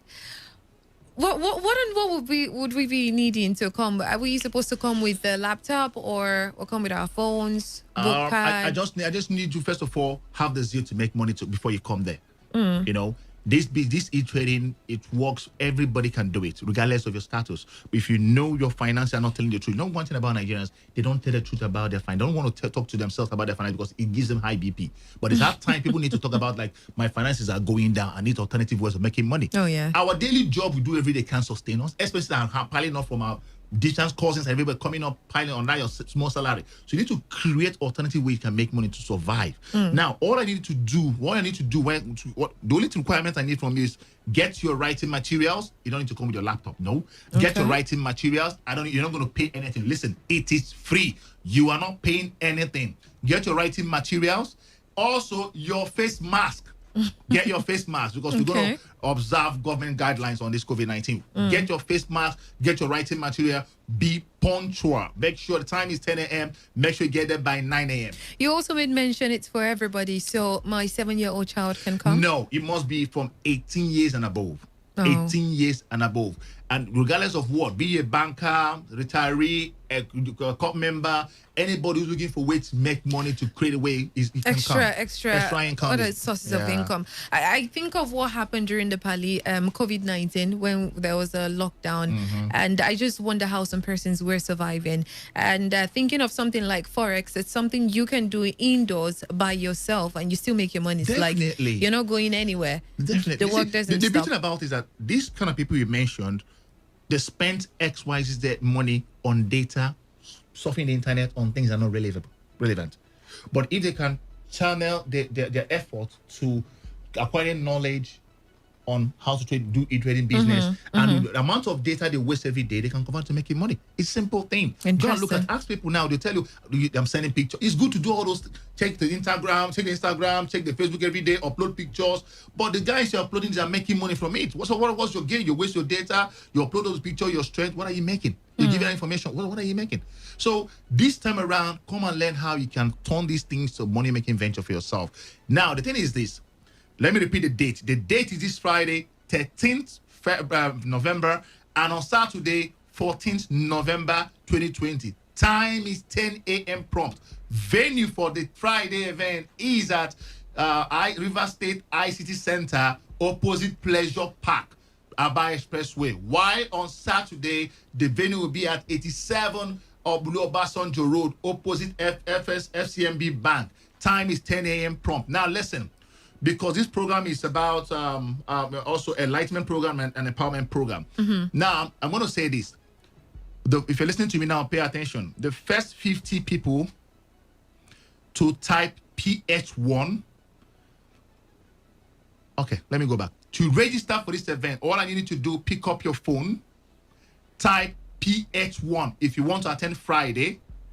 PH1 if you want to attend Friday to this number, send us an SMS to this number 080 955 32211. If you want to attend the Friday event, pick up your phone, type PH1, send us an SMS to 080 955 32211. Now, if you want to attend the Saturday event, type PH2 and send us an SMS to the same number 080 955 32211. Now, the first 50 people, if you listen to me, the first 50 people to type PH1 to 080 955 32211 and also or type PH2 to the same number and be among the first 50 I'm going to see in the hall.